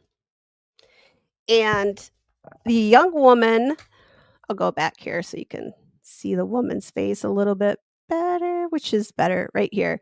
So as you can see, the woman looks like she's pretty much given up, and she's just sort of right. She's just limp, being dragged along. But the man, his face is obviously contorted in pain. He's got a hand out, right? He's clawing at the ground. He's fighting, and he is not ready for his fate quite yet. And this is supposed to represent also premature death, because as you can tell, these are both two young people or younger people. And Ohlsdorf Cemetery has many, many, many burials here that actually ended lives that were ended prematurely. This was an area that the Nazis did a lot of their bad stuff. There something like oh my gosh, I can't remember. There's 6 different sites, memorial sites in this cemetery alone for victims of the Nazis from different from several different episodes. I think this is one I'm probably gonna go back and just cover the whole cemetery because there's just so much. I couldn't write it all in one little write-up. But a little bit of background on Ohlsdorf is the largest rural cemetery in the world and is the 4th largest in the world, like, just cemetery in the world. But for a rural cemetery, this is the largest one. And it was established in 1877. It's 966 acres. There's 12 chapels, over 1.5 million burials. This is in Germany. This is Hamburg. For Tish, there, Hermione. And so this isn't only a burial ground, and I like this because it's not only a burial ground, it's also a recreational area and a tourist attraction. So there's a lot of statues, funerary statues, like our lovely lady here. She's one of many. And like I said, there's many chapels, and people come to see the victims' memorials, and she is one of the most popular ladies in the cemetery, apparently. So, and if you do want to go see her, she is located at West Ring near Chapel 7. But I am going to go back and because I do want to look up more on the memorials for the victims. I know there was a lot of things that were going on in the city in Hamburg at the time. So I would like to see I would like to read more about that and then bring that back for you guys too, because that'll be something new I didn't know about before. And I found out by looking at her and yes, being a little intimidated by that look. Not so much, but she has got great breast. I mean, so those are great. Those are pretty good. So, um, and let me go back and look at you guys. And Pat says, "Yeah, every angle is, more terrifying, especially, uh, you know what? So this is the one that I originally saw that someone had a meme of this, right? And it was something about holding a grudge, and I'm like, "Is this real?" And, like, I did a Google search, and I'm like, "Oh, ooh." I found the story. What did I do? I went down the rabbit hole because that's what I like to do, right?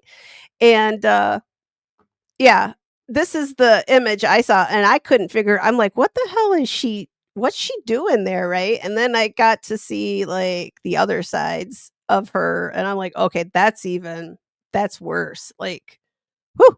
But, and Clip says, "Yeah, look at the grip she has on that chick's hair." I would have thought she like, if I didn't know anything about it, I would think that she caught her husband, right, like, cheating on her, but no, it's a Greek. It's a Greek fate. And it's just like, "What you so mad about, bro?" Right. Doop, boop, boop, boop, boop, boop. Let me go back down here. Yeah, and Tish, the boobs probably yeah, they probably get a lot of that's probably what all the traffic is for, right? Is that all the young people yeah, bring those to the plastic surgeon. I want 2 of these. And yes, so this is right, like fate, no matter what happens, she's gonna you're gonna die. So this falls under the Memento Mori as well, right? So at some point, no matter how much you fight and claw, like our gentleman is doing, uh, this lady's coming for you. So, and I loved it in the one article I found on her, and it said something to the effect of, "If you don't go visit her, don't worry, she'll come visit you." And I was like, "Well, damn, that's not frightening at all, right?" Yeah. Oh, so I'm gonna move on from her, but she is beautiful, no matter how freaking creepy she is. Um, yeah, but I still like her. Oh, I'm gonna take the banner off here. Boop, boop, so that I got a little bit more room to pop up comments, and I already kinda gave it away here just a little bit. Our next one, because we were talking about children, and I'm sorry, I know, but they are beautiful, even though they're sad, and it is a little bit of a sad story, but still, like I said, they're still beautiful, and they're yeah, a little creepy. I got an even creepier one down the road here a little ways. I split it up. I included this one first, one of the first ones, and the other one I split them far apart. So, but they're still beautiful despite them being children. But this is Olivia and John. Uh-oh, where'd my other oh, there they are. This is John and Julia Olivia Morrison, and they are at Calvary Cemetery in St. Louis. And this is one of the cemeteries I talked about just a couple of streams ago, and where some of the coffins were removed from one of the old cemeteries and they were supposedly going here, which they didn't end up going, but this is one of those cemeteries. And it's a Catholic cemetery. This one was established 1854. It's the second oldest in St. Louis. Well, wait, I'm sorry, second oldest in the Archdiocese of St. Louis. It's about 470 acres, and there's about 300,000 grave or 300,000 plus graves. And people buried here are Tennessee Williams, Dred Scott, William Tecumseh Sherman, well, General William Tecumseh Sherman, and the St. Louis Jane Doe, which, if you guys like true crime, which I think we all do, she is the young girl that they found, the unidentified girl that they found murdered in 1983 in a abandoned house in St. Louis. And she is buried there in what they call the Garden of the Innocents. So that's just some of the people. There's a lot more famous people, but those are the ones I thought maybe some of you guys would know. And so John and Olivia here, they're the children of James and Julia Adele, and Julia went by Addie. And Olivia died at 3 years old in 1870, and John died, August 13th, 1876, and he was just 6 years old. He I'm not sure what was wrong. I did go back and look to see if there was a death record. There are death records, but, they didn't give me any information, like, what might have been wrong with either one of them. But they are supposed to be sculpted from what they actually looked like. And now their mother, Addie, she kept the gravesite covered in the winter, and she was a very frequent visitor to her children's graves. She would bring them toys, she would bring them personal items of theirs with her right up until she passed away in 1925. And after that, the graves didn't get covered, and as you can tell, there's a lot of erosion that's been going on. This is probably that real soft stone, but you can see just Miss Olivia here. She's sitting up in this is her little crib, and she's kind of got her head tilted just a little bit, and she's got a rattle in her hand. And little John sitting over here, and he's propped up. He is actually sitting in a wheelchair. And then he's got a blanket covering the wheelchair and his legs, and one of his arms and his hand is kind of propped up there on the edge of the wheelchair. And that's him just a little bit closer. You can see his little hand there. And these supposedly were very I looked for older photos of them because I wanted to see how much they'd changed, but here's the back of his. I found a lot more photos of his monument than I did of young Olivia's, but you could see from the carving, I mean, these are just extraordinary. This is just beautiful. But you can see the back of his wheelchair here.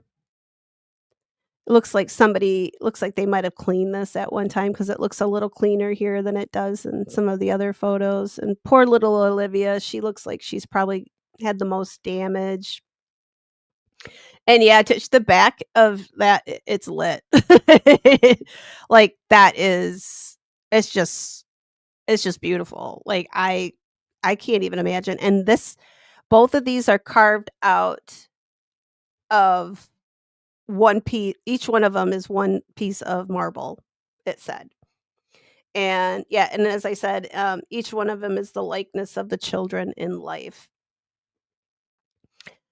And somewhere, oops, I'll go back to that one. And so Olivia, and she's got a little lamb that sits at the very end of her crib.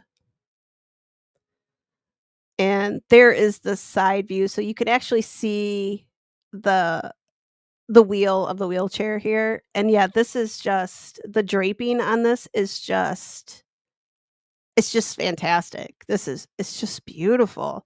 I mean, see, that's why I wanted to include it, even though it's very sad. I mean, think of it as this now though, right? Mom's with them again. She joined them in 1925, dad too, right? So the family is all together, so it shouldn't be too sad anymore.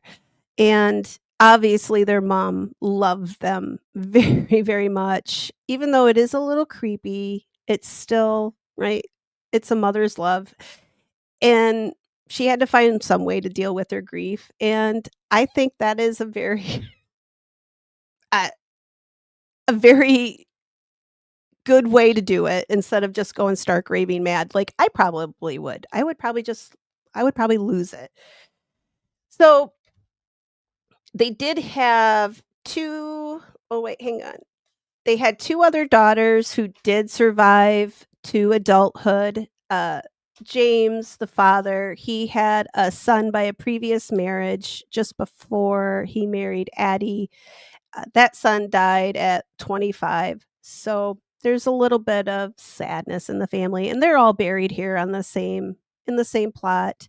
So you see Morrison behind them, and their graves are located right in the front of this. This is like a tall has a tall cross on the top of it, but this is looking a little Olivia's looking a little creepy here.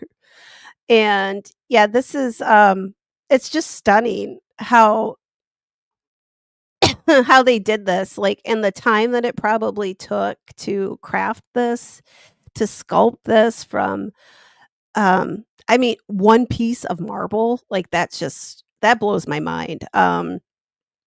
Yeah, I don't it doesn't look like marble to me because I marble doesn't usually deteriorate like this. I think it is like sandstone or limestone because that was pretty popular for the time, and this is what happens to it over time. And you don't have to have acid rain or anything like that. Just the elements, snow. St. Louis gets a lot of snow too. So just the elements over the years, right? Like 1925. So mom would have always kept it covered and she would have protected it. And then after 1925, right there, it's 100 years old, 100 years of all kinds of weather, right? So I, the, the Wikipedia and 2 other articles both said that it was marble. Uh, If you guys want to buy me a cup of coffee, um, I'll go down and I'll check it out for myself because I don't think Darlene, I'm glad you said that because I didn't wanna I don't like, I don't wanna be a negative Nancy all the time and being like, "No, that shit don't track," but, um yeah, I think it's that sandstone stuff that a lot of like, they used it because it was a little bit cheaper, but gosh, I wish they hadn't because some of these are so beautiful that if this had been marble, it wouldn't look like this. I think it would still be intact, and I think their features would have, lasted a lot longer.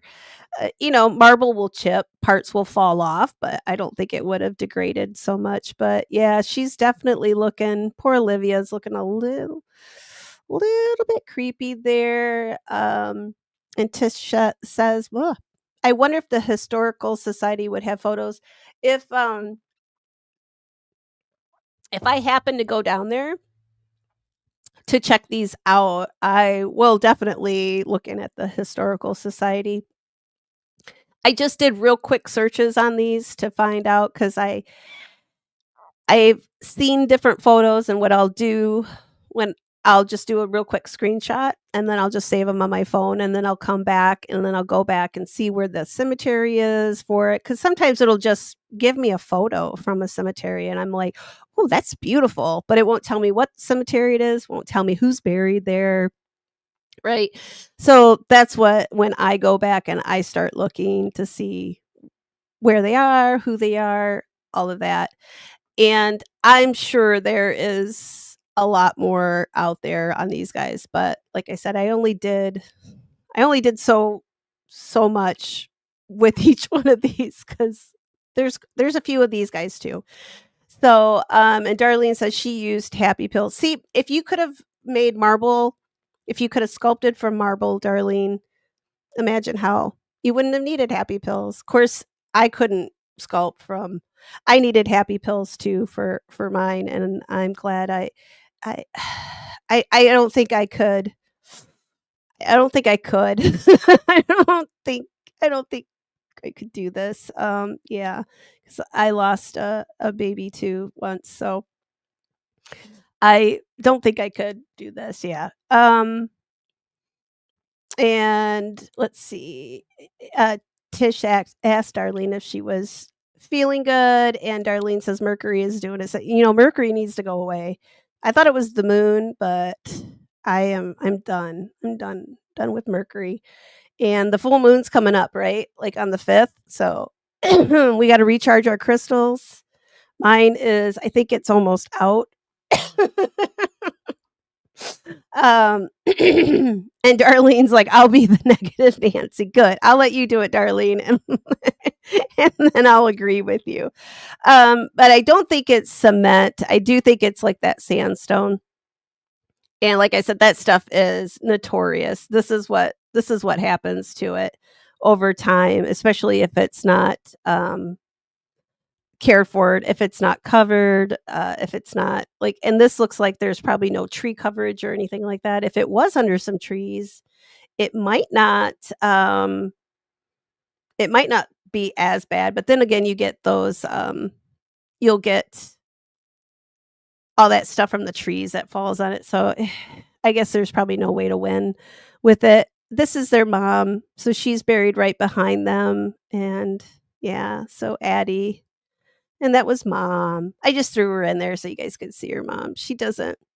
So she did have 2 daughters that did survive to adulthood. They went on to marry and have kids of their own. She was a very rich lady when she passed away, and her 2 daughters split her, fortune, and they were very wealthy with just half her fortune. So, um oh, no, darling, don't say that. No, till the 11th Mercury is the end for a oh, god. Let's get to the 11th and get it over with, guys. I'm actually just waiting for, the I'm just waiting for the year to get over with, honestly. All right, now I gotta flip my page because I think I wrote her. All right. Like I said, I kind of had to bounce around on some of my notes, but I tried to find some of these. They just say like what cemetery they're in. They didn't really give me who they are, but they're so pretty. I wanted to put them here anyway. Uh, so if I don't say who they are, it's probably because I don't know. Um, let's see. Let's see. This one is this is mother and child. Oh wait. Okay, yep. This is in Florence, Italy, and it's sculpture by Mirjam Slay. I hope I'm saying his first name properly. It was sculpted sometime between 1899 to 1904, and it's thought to depict a young mother who died of joy on the birth of her son. So the child survived, but mom did not because she was so happy. Um, so mom, I think her here, I got one other photo, but mom is obviously not with it. But I think if mom passed away, I mean, look at how big that baby is. That's and she's not that little. She's a little she's a little lady. Yeah, she is, that's probably what killed her. Not She probably had a heart attack trying to squeeze that baby out, right? But, yeah, but it's still very beautiful. I just love all of it right there. It's just so pretty, and I don't know whose grave she's on. It didn't say. I looked, and I looked, but, and yeah, and Ivy is bad. Well, Ivy's bad on these sculptures. It's bad, like, on bricks, but it looks like they oops, whoop, don't can't see that one yet. But yeah, look, it is kinda crawling up her. It looks like it's on the tree behind her. I think that's a tree behind her, but yeah, so, uh, like I said, I don't think she died of joy. I think she probably died of exhaustion, but I think the ivy does look kinda pretty too, but yeah, it can destroy it if they don't keep it off of there. But this is just one of many in this Florence cemetery that are, I mean, I'm telling you, the Italian cemeteries, like, they're on my bucket list now. Like, I've got a couple other ones here that are just astounding. Um, and Rubicon says that the fabric looks real. It looks I just with the draping, like the right, like the wrinkles in her dress and then her little headscarf. It's just yeah, I just um and Darlene, I think that that baby that if that was a turkey, it's just a big baby. And she's a little lady. I don't yeah. So so she probably died from give exhaustion and as Tish said, blood loss because that thing probably did not come. I mean, that baby did not come out easily, right? Um, poor thing, but I'm sure she was happy that her child, because he looks very happy, looks very healthy, right? So, yeah, probably bled to death. This is another one of my favorites that I've seen this one. I don't even know how many places I've just seen this pop up, right? It is so cool. This is called Asleep. All right, I got to remember to drink. So it's called Asleep, and it's by Peter Skipperhein. And don't shoot me if I said that wrong. And this is out at Mount Macedon Cemetery in Victoria, Australia. And it was commissioned by Christina Matheson for her late husband, Lawrence. And it was carved in 1987 and it was to express her eternal and unbound love for her husband. And the artist described it as the result of knowing a remarkable individual who changed my life. And so that's that view. I got a couple views, and this one too is just astounding. Um, with her hair, how the hair kind of falls over her arm here. It's just yeah. It's just glorious. I just think it's so beautiful. So that's one. So she is in Victoria, Australia. I'll pop it back so you guys can see that one again. But I've seen this come up on all different shows for she's a popular one. And I think it's very sweet that I don't know if it's supposed to depict I don't know if it's supposed to be Christina. Nothing said that it was, but I kind of wondered. They always I've got a couple other ones that are similar to that, and they always call them prostrate with grief. So you'll see them draped across headstones and across tombs. So it's a pretty common position that you'll find, and they're usually I think they're almost always women. All the ones that I have seen. And this is another one. It doesn't I tried to look to see let me see here if I can oops, go back. It's got 2 photos there. Stop doing that. Oh, I should have looked down here. I'll have to after this, I'll have to write that down to find out whose whose headstone or whose memorial that is because it is really pretty. And I got to flip back for this one too. I got Asleep. And which one is this?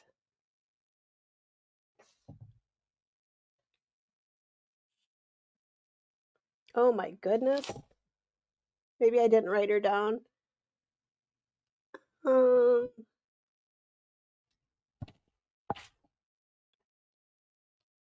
well, maybe I didn't write it down, but it's a young woman. she is she is dying, and she's sort of in a half reclining position, and her loyal dog is there by her side, and he's just yeah, he's not leaving her side, and I'd rather the dog be sitting there than than the other way around. It's just so pretty. I I know I had just the cemetery name. I can't remember which cemetery. I think it was an Italian cemetery, but if I find it, I will come back and scream it at you guys. But it's not the weeping woman.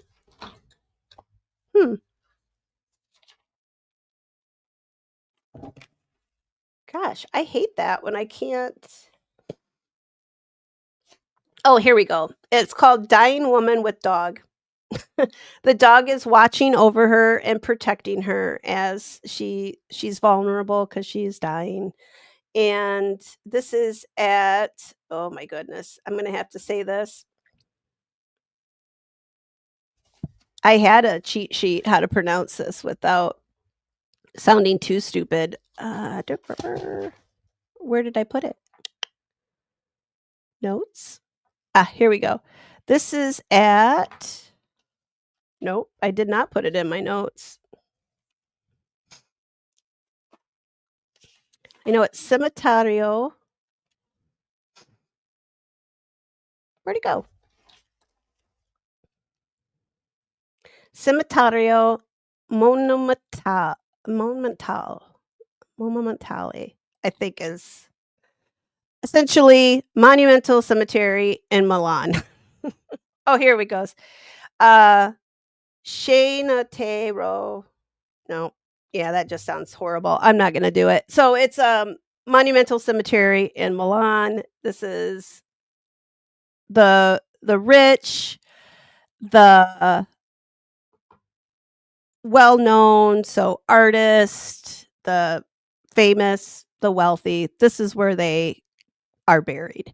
There's one other cemetery kind of for us average people. That's where we go. And this is not the only one. There's a couple. It says here, yeah, burial place of many illustrious citizens of Milan and one of the most beautiful in Europe. And boop, this one. Now there's a whole story with her, so you guys have to. This is I don't know why I got on the dog the dog kick, but trying to notice no man. The dogs I'd rather have my dog with me in the end anyway to watch over me, right? Yeah, and the fur, the detail on the fur is so beautiful on these. And yeah, we're American. I'm gonna try to say her name, which is also Italian and is probably not gonna come out very well either. I pulled up the pronunciation and I sat here and said it over and over and over with YouTube, and it sounded perfect, and then I go to say it on my own, and I'm like, "Ugh," I don't know what it is. Something in my brain just doesn't. I think it's because I get nervous, and then I can't say it, but this is okay, let me look at my cheat sheet, how to pronounce her name. Crociati. Okay, this is Liliana Crociati, and her married name, I gotta look at this to pronounce it right too, because it's Hungarian, and it's Shashak. Pretty sure I got those 2 right. This is probably the coolest monument story that I've run across in a while, and I had never heard this until I saw her picture pop up, like, on I don't know, I think it was on a Facebook post from one of the cemeteries, groups that I follow. So this is her tomb, Liliana, and she was part of the 1960s Argentine high society. And she was the daughter of Giuseppe and Maria Adriana Crociati. and they were Italian born, but they were Argentine citizens. And there's a lot of folklore that surrounds Miss Liliana. Some say she died on her honeymoon during an avalanche in Austria and in 1970, and on that same day in Argentina, her beloved daughter Sabu, who's right here, pictured right here next to her, also died. But it is just folklore. They're with some very industrious people, did a lot of research and digging, and the truth for Liliana, it's still a beautiful story. It's just not, that story, the folklore lore story, doesn't do it justice. So, the truth is, so Liliana, she went by Lily, that's what she was called by everybody, and she was married in 1966, so she definitely wasn't on her honeymoon when she died, and she is just as beautiful here in her statue and her memorial as she was in life. She was known to be a very beautiful woman. She's pictured in her wedding dress or a very similar dress. Some argue whether it was actual reproduction, but something very similar to what she wore on her wedding day. And you can sort of see a big old rock on her left hand there. So it probably is, I think it probably is her wedding dress, and so she didn't die on her honeymoon, and we go back down here, she married, Janos Sajak. I'm gonna keep looking at my notes to make sure I say it right. He was, Hungarian born, but also an Argentine citizen, and they went on an Austrian ski trip in February of 1970. And they had started in the French Alps, but unfortunately for them, there wasn't a whole lot of snow. So they ended up going to Austria and found a hotel in Innsbruck, Austria, and that is where they stayed and enjoyed some skiing. Sadly, on February 26th, 1970, an avalanche completely covered their hotel and broke through the window of their room and completely came into their room. And Janos was rescued within about 15 minutes, but he did suffer from hypothermia, but he did survive. He was given oxygen, he revived with no ill effects.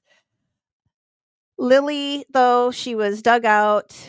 They had to do a lot. Rescue workers did a lot of digging, and it took over an hour for them to finally get her removed from the snow.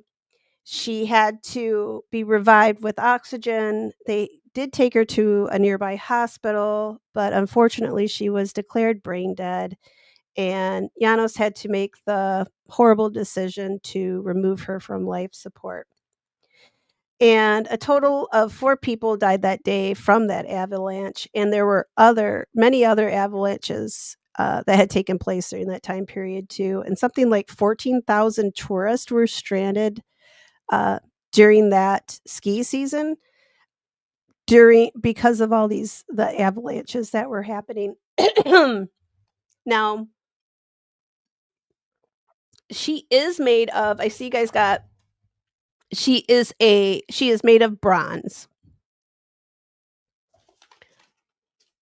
and Tiff says she looks Asian, but she's supposed to be of Italian descent. Both her parents are.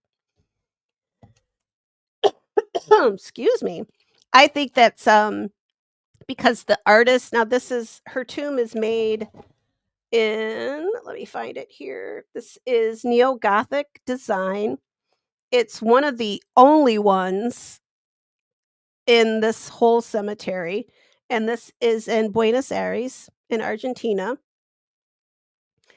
And I'm gonna try to say this again. I don't know why I had to pick so many hard names for one for one live stream. It's called Reiko Aro. Reiko Aro. Yeah. It was easier to say the original name for it, but that is the name of the cemetery. It's has all these beautiful tombs. Lily's is one of them, but hers is the only neo-Gothic, and hers is visited very often. So that is Sabu. As you could tell, people come along and rub his nose, and that would be some of the patina will come off so you can see at different stages. That's probably what it looked like. I know they do that to Greyfriars Bobby. He has a bronze statue in Edinburgh. They do that as well there to his. They say not to. And so Sabu and it's Fi Amigo, and it means faithful friend of Liliana. And I'm gonna get a little I think it's so beautiful. Like I want this on my headstone, but I want my little Jack Russell next to me. So some say that Sabu was added. Sabu did not die until many years later, but he was her favorite dog. She loved him. It didn't say what kind of dog he was, and I keep looking at him. I don't know if he's like, I don't know. What do you guys think? I was thinking like maybe like an Irish setter or something. I'm like trying to figure out what kind of dog he is, but I love his coat. I just look, he's even got little eyelashes around his eyes. It's beautiful muzzle. You could tell though people have been touching it too much because you can see where it's like worn away on his muzzle. But and you can definitely tell Irish setter. See, I was thinking something like an Irish setter or maybe like a wolf hound because he does look kind of big. I don't know. Um, but yeah, because I'm thinking because of that fur, right? Like an Irish setter. That's what I'm was thinking. Yeah, Tiff, because they're all hard. They're so hard these names. But I tried for you guys. So her parents, when she was brought back to Buenos Aires, and much later, so Sabu was added probably at the same time that she passed away because, as you can see here from the foot of the statue, like they're together right there. Like there's no seam, but this is what she looked like. This is a friend of hers from art school did this oil painting of her. It is very beautiful. You can tell by the eyes. I think that is like that whole Art Nouveau uh, that they're doing right with her eyes. I have a younger photo. I couldn't find one of her. Let me look here. No, I didn't have another. I have one of her as a little girl, but I think they probably embellished her eyes, and this is probably, like I said, like something with the Art Nouveau period. This is why they've got her eyes look like that, but it's a beautiful painting. This is inside of her, on display inside of her tomb. And yeah, Irish Wolfhound, that's what I it's was thinking. So this is her when she was a little girl. It's so cute. And all right. So I'll go back. Oop, boop, boop. I don't know. I'm gonna show you guys that one here in a second. But so the tomb boop, boop, boop, go back here. So like I said, the tomb, this is a bronze statue of Lily and Sabu. They were commissioned by her father. The sculptor, oh, here we go again, is Virdolf Vildrich. Don't shoot me. And he's the sculptor and the designer of both the tomb and of Lily and Sabu. The mother, she is the one that quote unquote designed it, though, right, the Mr. Villodrich was the one who is it's attributed to. So she probably just told him what she wanted and then he did his thing. But like I said, this is supposed to be her in her wedding dress. Seems to be some uh argument whether or not that was her real wedding dress or not, but it doesn't really matter to me. But this is also the cemetery where Ava Perón is buried. So Evita, if anybody knows who she is. And then there was a bunch of other people there that I didn't know who they were, that they said were notable, but I didn't know who they were. So I wasn't going to try to pronounce all their names here for you guys because it's already been hard enough for me. Darlene says, my daughter has a baby chick. Shh, don't say anything. Oh, that's sweet. Oh, folds of her eyes are. Yeah, I think. Let me look at her. Look at her. I mean, she does have. I mean, those look like her eyes for sure. She's got very distinct, right? Like she's got some big eyes too. She's very pretty. Um, but her husband did go on to. He did remarry years later, even though they said he was obviously very heartbroken. And her father and mother were exceptionally heartbroken. And I'm going to pop this up here. This is now this is being translated from I don't know what it was, but I was not going to try to read this to you in whatever it was. I think it might have been Portuguese. I don't do Portuguese either. So it's about as good as my Italian was earlier. So Tish not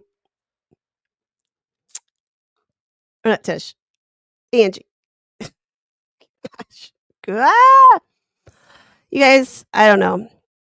I'm probably never going to get it right. Eventually, I think I will. But yeah, there were a lot of them, right, in Argentina after World War II, living the good life as well. So, I mean, her parents were Italians. There were some, right? I don't know if they were or not, but it's a little suspicious. But um, yeah, I think it's a little suspicious because I don't know too many. Why would you go from Italy to Argentina? I don't know, but whatever the reason. So he wrote a little. This is inscribed on her at the. I believe it's on the bottom of the dais for her statue, for her memorial, and it says, "To my daughter, only I ask myself why you left and left my heart destroyed. That wanted only you. Why? Why? Only destiny knows the reason, and I ask myself, why? Because we can't be without you. Why? You were so beautiful that invidious nature destroyed you. Why? I only ask myself why. If God exists, does he take away that which is not his? Because he destroys us and leaves us to an eternity of sadness. Why? I believe in fate and not in you. Why? Because I only know that I always dream with you. Why is that? For all the love my heart feels for you. Why? Your papa.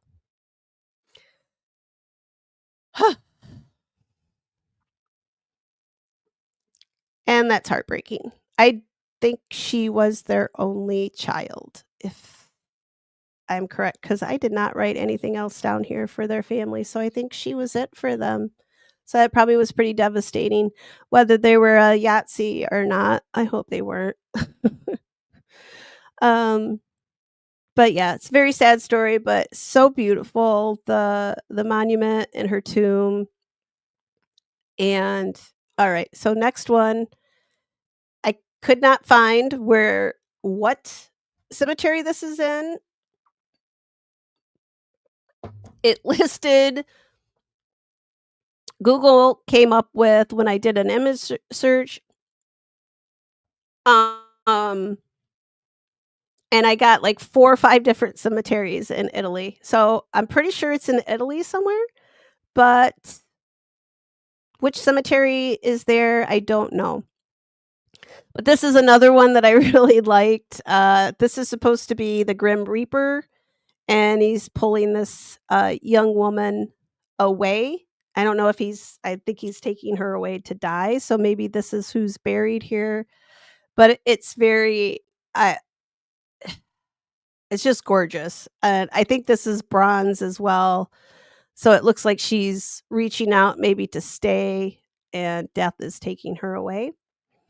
But I'm gonna keep looking, but I ended up spending way too much time on trying to find out exactly where this one was, and I couldn't find it, so but I still wanted to show you guys because it's is very lovely and great. Now I've got a French cemetery I have to pronounce, and this is, Père Lachaise Cemetery in Paris, and I'm pretty sure I said that right because I did take French. Père or is it Père Lachaise? Père Lachaise. Yeah, there we go. Now I got it right. This is called The Weeping Woman, and she's another one of my favorites. And the detail on her is just extraordinary. I could see myself walking around the corner, and running into one of these like, walking around the corner and seeing this, and I would probably think this was a actual person sitting there. Um, there. She is just gorgeous. I'm not sure whose grave she's on, it just said where she was located. And here's another one this one is boom, boom, boom. Another one this is a cemetery in Sardinia, and this is a son kissing his mother uh, goodbye after she's passed away, or maybe she's just passing away. But I thought this one was really sweet. He's got a little pillow that he's stepping on, and you can see his little boots with the little buttons, and it's just so pretty. I'm gonna keep looking for this one too because I wanted to know if that's who's buried here. Like if is this the mom? Yeah, Angie, right? Imagine walking through the cemetery at night and then being like, "Ah," yeah, those like especially some of those angel statues. Woo. Um, but yeah, she's beautiful though. There's like, oh gosh, you guys, I could do I think I wanna do, like, a segment every live with, like, just maybe do, like, 4 or 5 of them. Uh-oh, somebody's looking for me over here. Because there's so many of them. I don't think I could run out of these, like, ever, especially these Italian cemeteries, like I said, they are amazing. Like, they've just got too much money. There's just too much money over there. And Darlene says it's probably a child's. I think this is a mother's grave, but some of these are odd because it looks like it should be, like, you would think, right, there's a mother's grave, maybe it's not. It could it could just be a beautiful sculpture, right? Like, it's just, it's I don't wanna guess with some of these because I was wrong with that little girl in the Salem cemetery there that I thought that was a little girl buried underneath there, but it turned out just to be, a a husband and wife, so but I'm gonna try to figure out more on that one as well, but yeah, this one, I just think it's so beautiful and yeah, saying goodbye to his mom. And here's another one of the grief pose, and I think this one does have photos of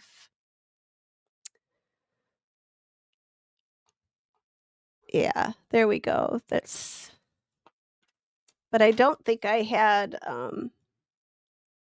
it mentioned this was just a lot of them that had,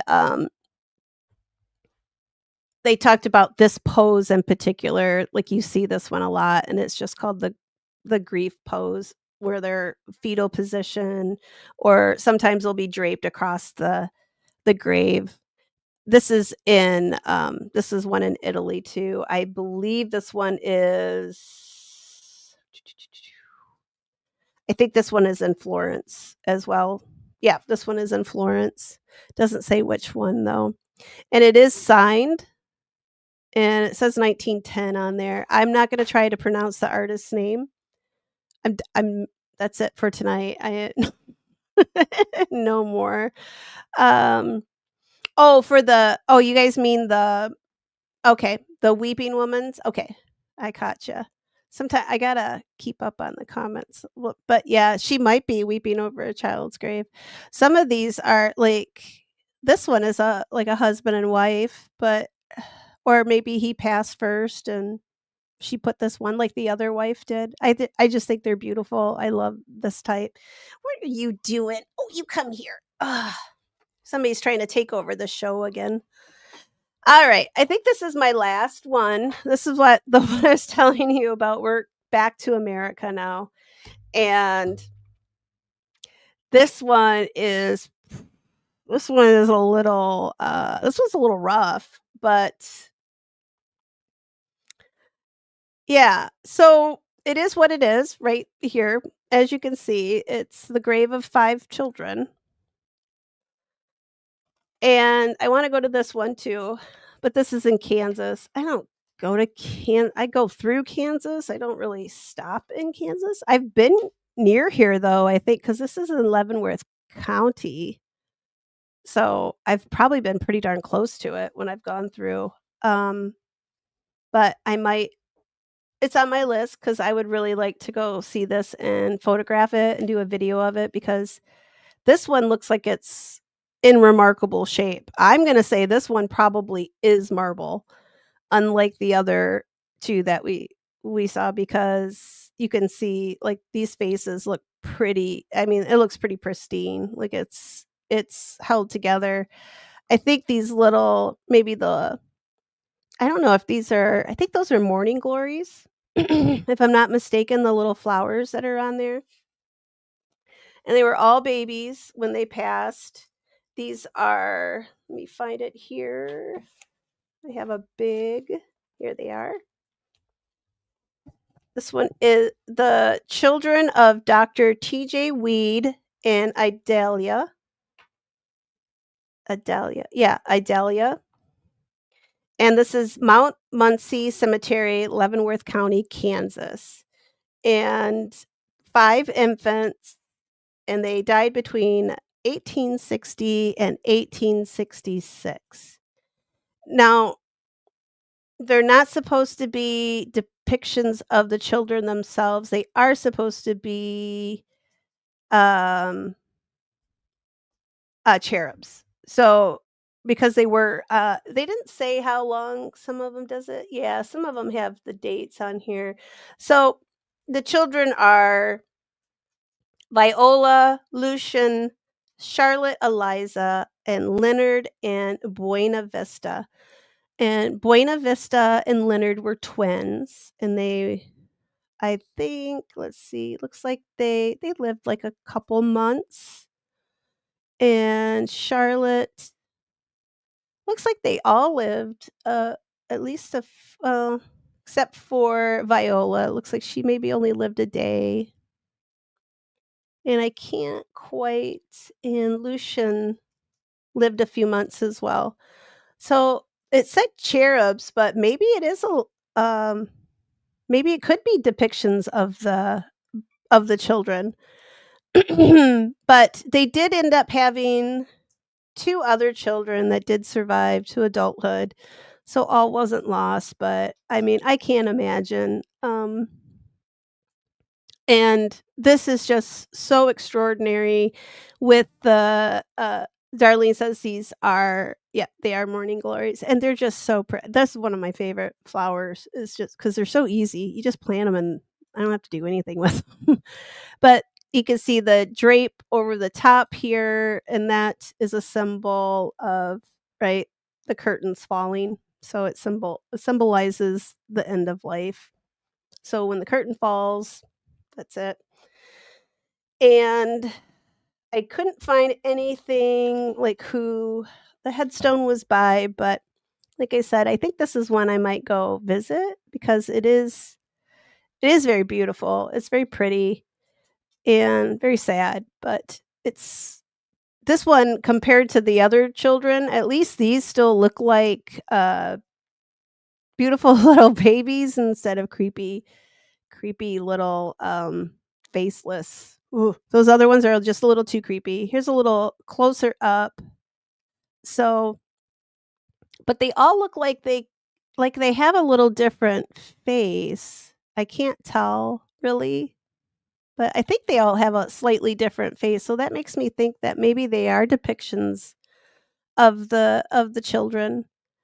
And yeah, it's just a very beautiful little monument. And for I don't think of Kansas as having it's probably stupid of me, I know, but I don't really ever think of Kansas having this sort of something this magnificent. This is just beautiful. This is a huge headstone monument for all these babies, and yeah, I love it. And it's definitely on my another one on my list to go see. And I think this is my last one.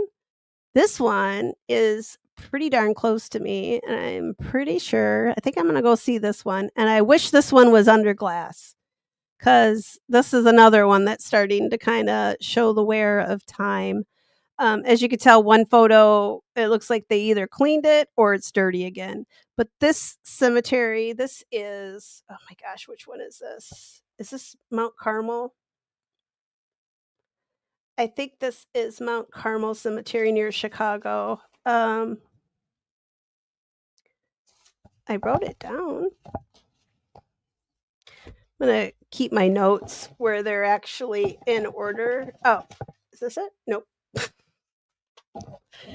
Uh, let's see.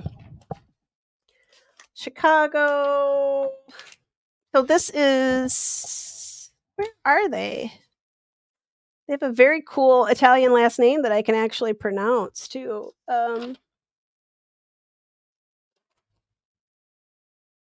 Hello, Tansy baby.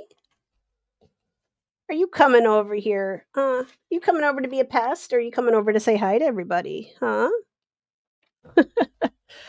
Let's see. But as you can tell, if you look behind in the photo here to the right, like you can see there's like two like bust, and that is another that's another one in and of itself that's really cool looking. And that lady, she is very stern in that very back.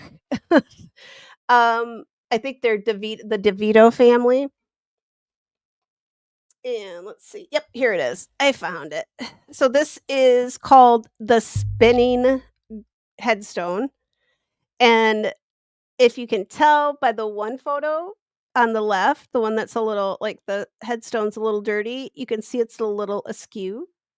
And then in the one to the right, it's perfectly straight. So that whole thing spins around. And there are YouTubers that have gone there and done that. I thought about showing their videos, but I thought, no, I'm going to go do that myself.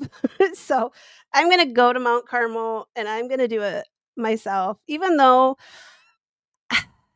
I wish it was under glass, because how long can you how many more spins has this baby got left in her, right? Like I just don't. It's a little scary. Uh, but this is the grave of Angelo and Rosa DeSalvo. And this on top here, actually, so they didn't pass away. I think she passed away in 1925 or 26, and he passed away after 1930, like early 1930s. So if you look at the people that are depicted in the sculpture, that's not the attire that they're wearing. It's more from the Victorian era, probably later Victorian, maybe like maybe 18 just going to take a guess, 1880s, maybe 1890s. And as far as they know, none of these people are the DeSalvos. So maybe people have tried to find out, like they've looked into the DeSalvo family to try to see if there's a photograph like of a family unit, because it shows this older woman sitting here and she is sitting in a chair, and then she's got this a more younger man standing behind her, and then there's like maybe a middle-aged-ish woman, and then another one, and then the little girl, and they don't know who are these depicting somebody in one of their families, or I'm wondering I kind of thought maybe this was something um Angelo, like maybe he went to the headstone store and was like, "Oh, that's really cool." And he just bought it cuz it spun, right? Like I could see a I could see a guy doing that.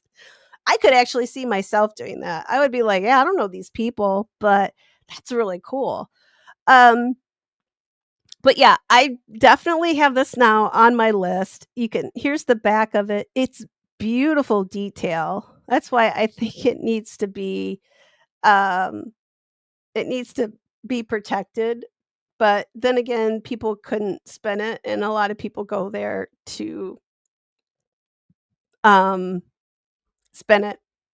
So, like I said, there's YouTube videos of, you know, of people going and spinning it and everything, but even though I was a little like, "Don't do that," I think I'm going to. Or at least I'll go there and do my own little video on it, because it is beautiful, and, like, the base of it, I mean, just the detail on this, and this doesn't look like a sculpture from I mean, this looks older. So, where does it say here? Rosa Angelo died in '32. And oh, here, let me take down the comments just for a second. And it looks like Rosa died 1925. You can't see the last number on there. Um, but yeah, this looks this looks way older than the 20s or 30s. So I'm wondering if this was something that maybe was commissioned by somebody else and then didn't get picked up or paid for. And then, yeah, I don't know. It's a little bit of a mystery. It might be one of those mysteries that I want to get into. I could really go down on a rabbit hole with this one. Somebody looked like they started to kind of try to kind of untangle it a little bit online, but I could see why they were hitting a wall where they were, because they were just looking for DeSalvo. But the fact that it was an Italian last name in Chicago, it probably wasn't spelled. It probably didn't stay DeSalvo, right? Like it probably was changed uh, from whatever they came over, right? When they immigrated, it probably changed or something because they were having problems. And when you do that, a lot of times you've got to kind of play with that spelling on the name a little bit, or at least really get into the immigration records. So I can see why they couldn't find much more on it, but like I said, I think this is a older like, this looks older, and, yeah, I think you're right, darling, I think this does look I think it looks marble. It doesn't say I didn't write it down anyway. If it did say, I would have probably wrote it down, but well, at least I think I would have wrote it down. I did for all the other ones, but yeah, it looks like it's marble. I think if it was that sandstone stuff, it would have it wouldn't look this good still. But I mean, I love like this chair that I'm gonna call her the matriarch, because I think that's what she is here, the family matriarch. And she's sitting in this chair, and you could see like the grains of the wood. I mean, look at that rug underneath her. You can see the flowers and the fringe, and then like the marbling on the pedestal. It's just beautiful. It's just gorgeous. I love it. I had to include it even though I didn't know everything about it, and I think that's Is that my last that was my last one. Yay! I got all the way through it. I don't think I said too many of them too horribly wrong. I might have. Do you wanna come up and say goodbye? Come here. Teens. She keeps coming over here and looking up, but come on. You wanna crawl across on my leg?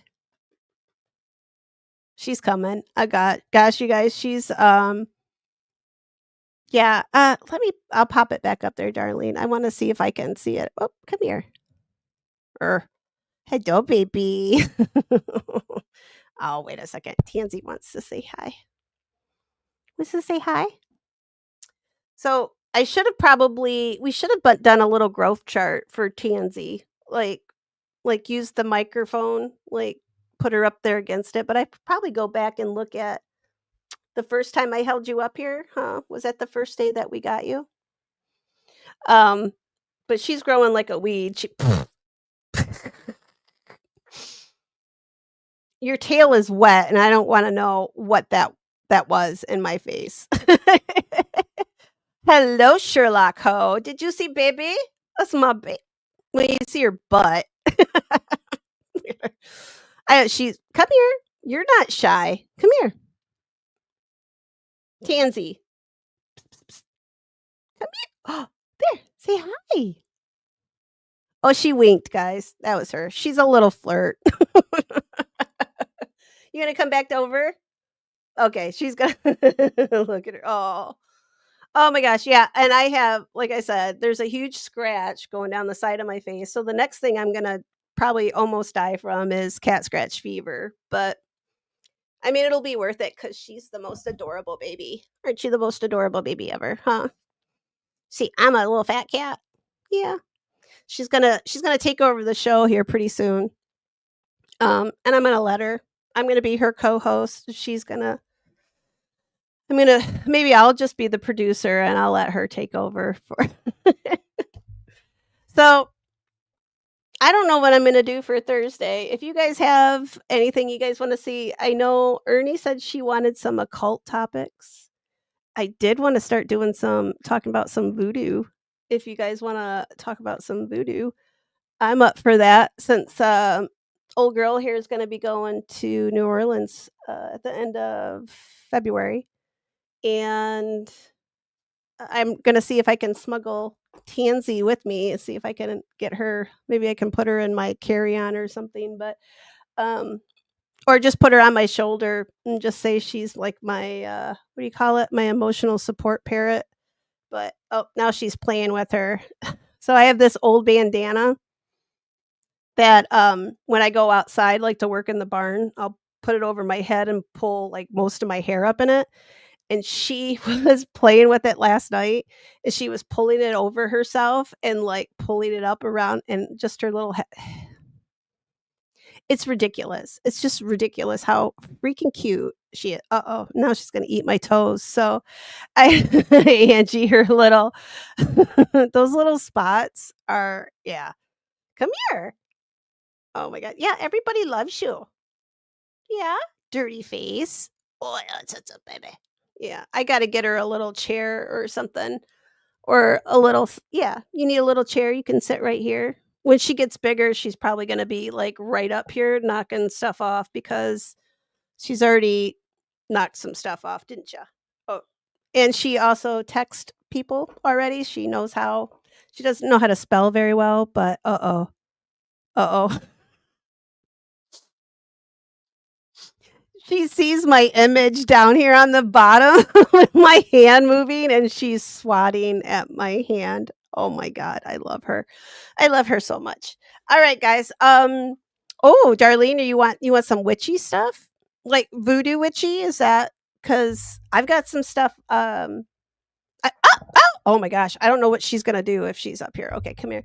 I could do, ooh, let's see. Angie says, "I saw the creepiest thing on ID about drug cartel who drove a stake through the victim's spine so they could collect the What the fudge? Really? Um, somebody take a screenshot for me so I can I wanna know about is this like some kind of voodoo ritual or well, drug cartel? What is, I don't know what their exact belief system is, but oh, you were so stinking cute. That's crazy. Oh my god, stake through the victim's spine so that as far as I know, like, voodoo is not it's not the bad one. It's hoodoo, right? That they or I think they make still sacrifice some chickens or something, but, yeah, Ernie and I are gonna become voodoo priestesses, but neither one of us likes snakes, so we have to have somebody to, join us that will take care of the snake because I won't I've already told you guys that I don't do snakes, so somebody's gotta be the caregiver for the channel snake. So whoever wants that position, let me know. It's yours, but, just because Marie Laveau had one that she really did wear a snake around her neck, and I can't. I would I couldn't even man, even if the snake was, like, this big, I'd have a freaking heart attack. And Santa Muerte? Oh, okay, I'm writing this down. Hang on, let me make notes. I'm gonna while you guys are shouting this stuff out, I'm gonna boop. "What you doing?" Uh-oh, she hears the paper rustling, and now she wants to come over here. Alright, Santa Muerte. Alright, okay, and then not voodoo, but witchcraft. Okay, so we want some witchcraft. Do you want what? You want, like, spells or actual witches? I know some like, Scottish witch stuff, uh, like Celtic witches, I got some stuff on that.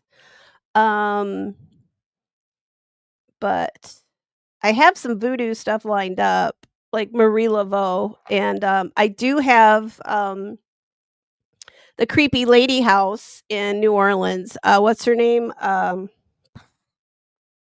Delphine, Lalaurie, the freaking crazy lady that experimented on her slaves and BS, and I found out, they did know where she went. She went back to France when she fled New Orleans, and she lived the rest of her life out in I think in Paris after she did all this, like, experimentation on her slaves. So, maybe I'll talk about that Thursday.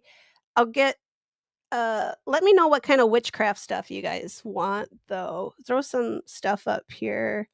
Um, trying to think here. Oh, let me go up here. I'm missing some. Hang on. Whoop, whoop, whoop.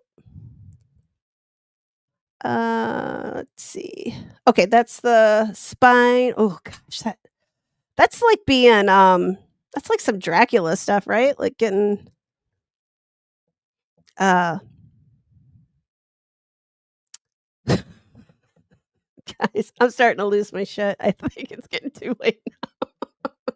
um I'm about to start looking into Nicole Kessinger and her supposed OTO practices. Oh, was she oh, I didn't know she had wanna write that down?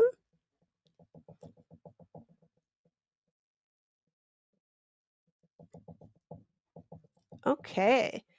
Damn. Okay, and Angie said no voodoo, but witchcraft. Okay. And then I got that one.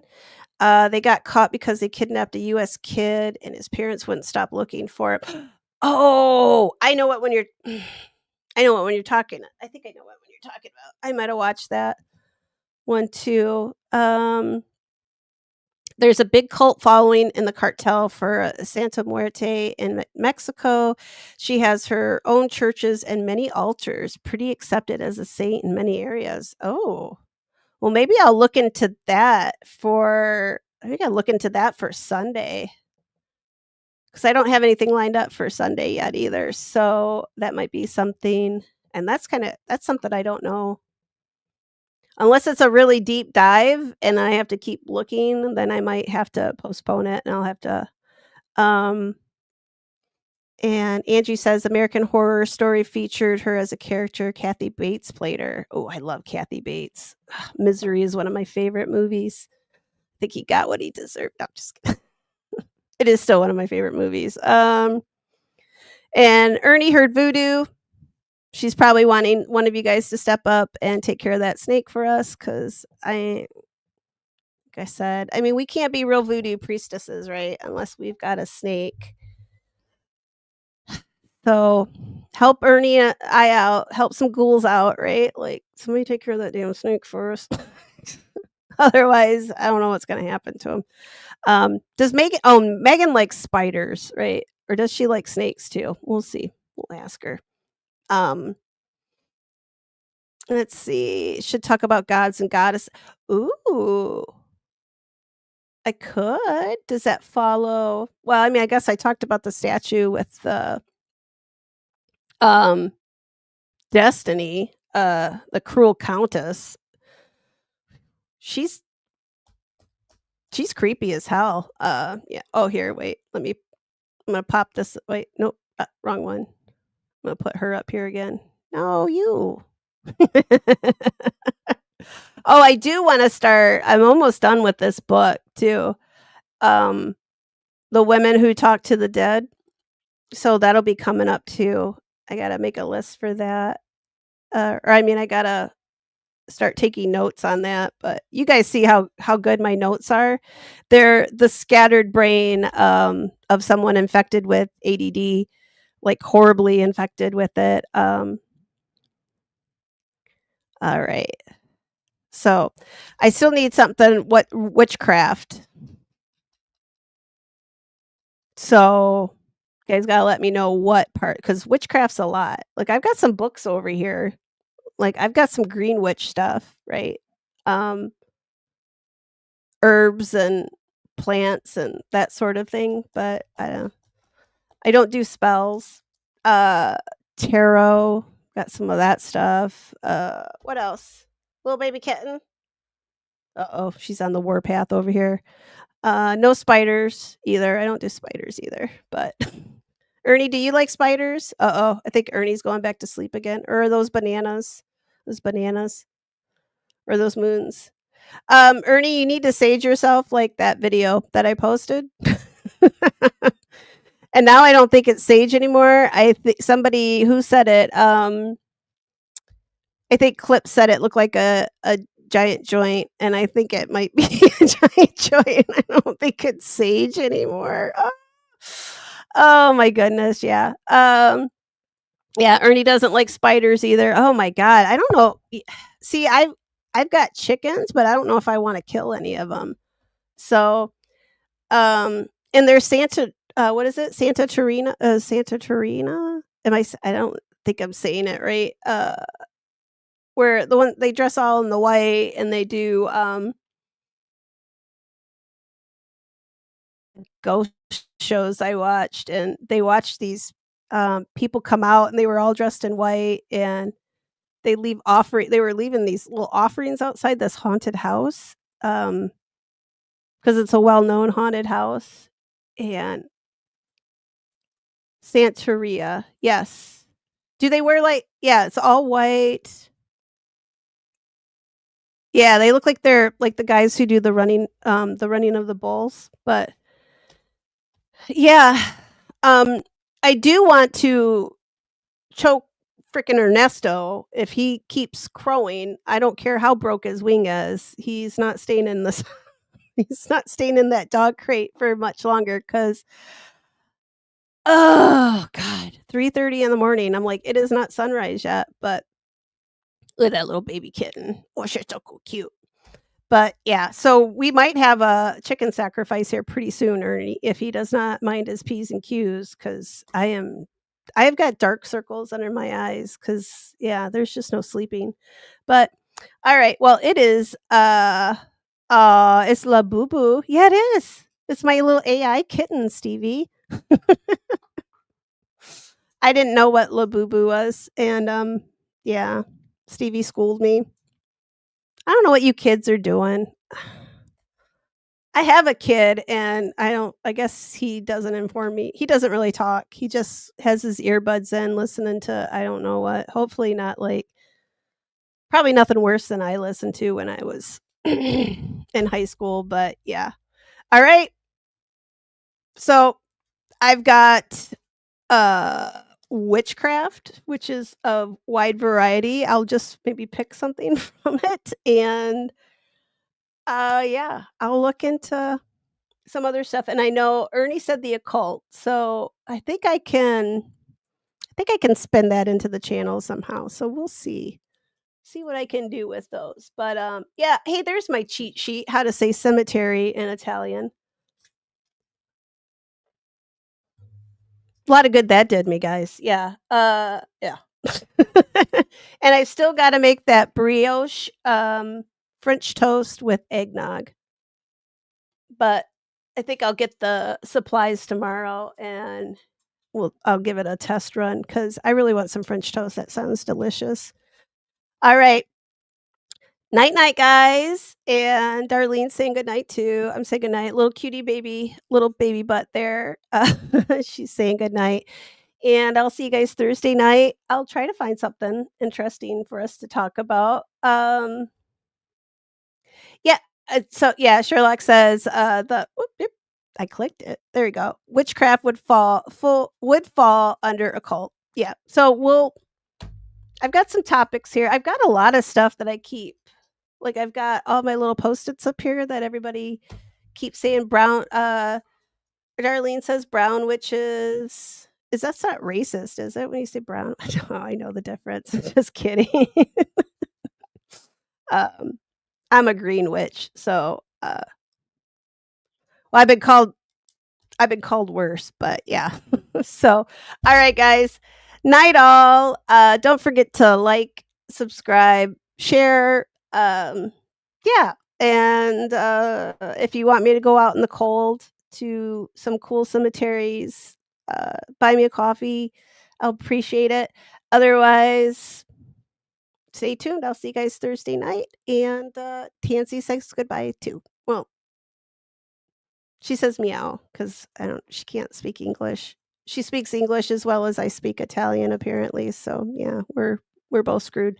All right, night, guys.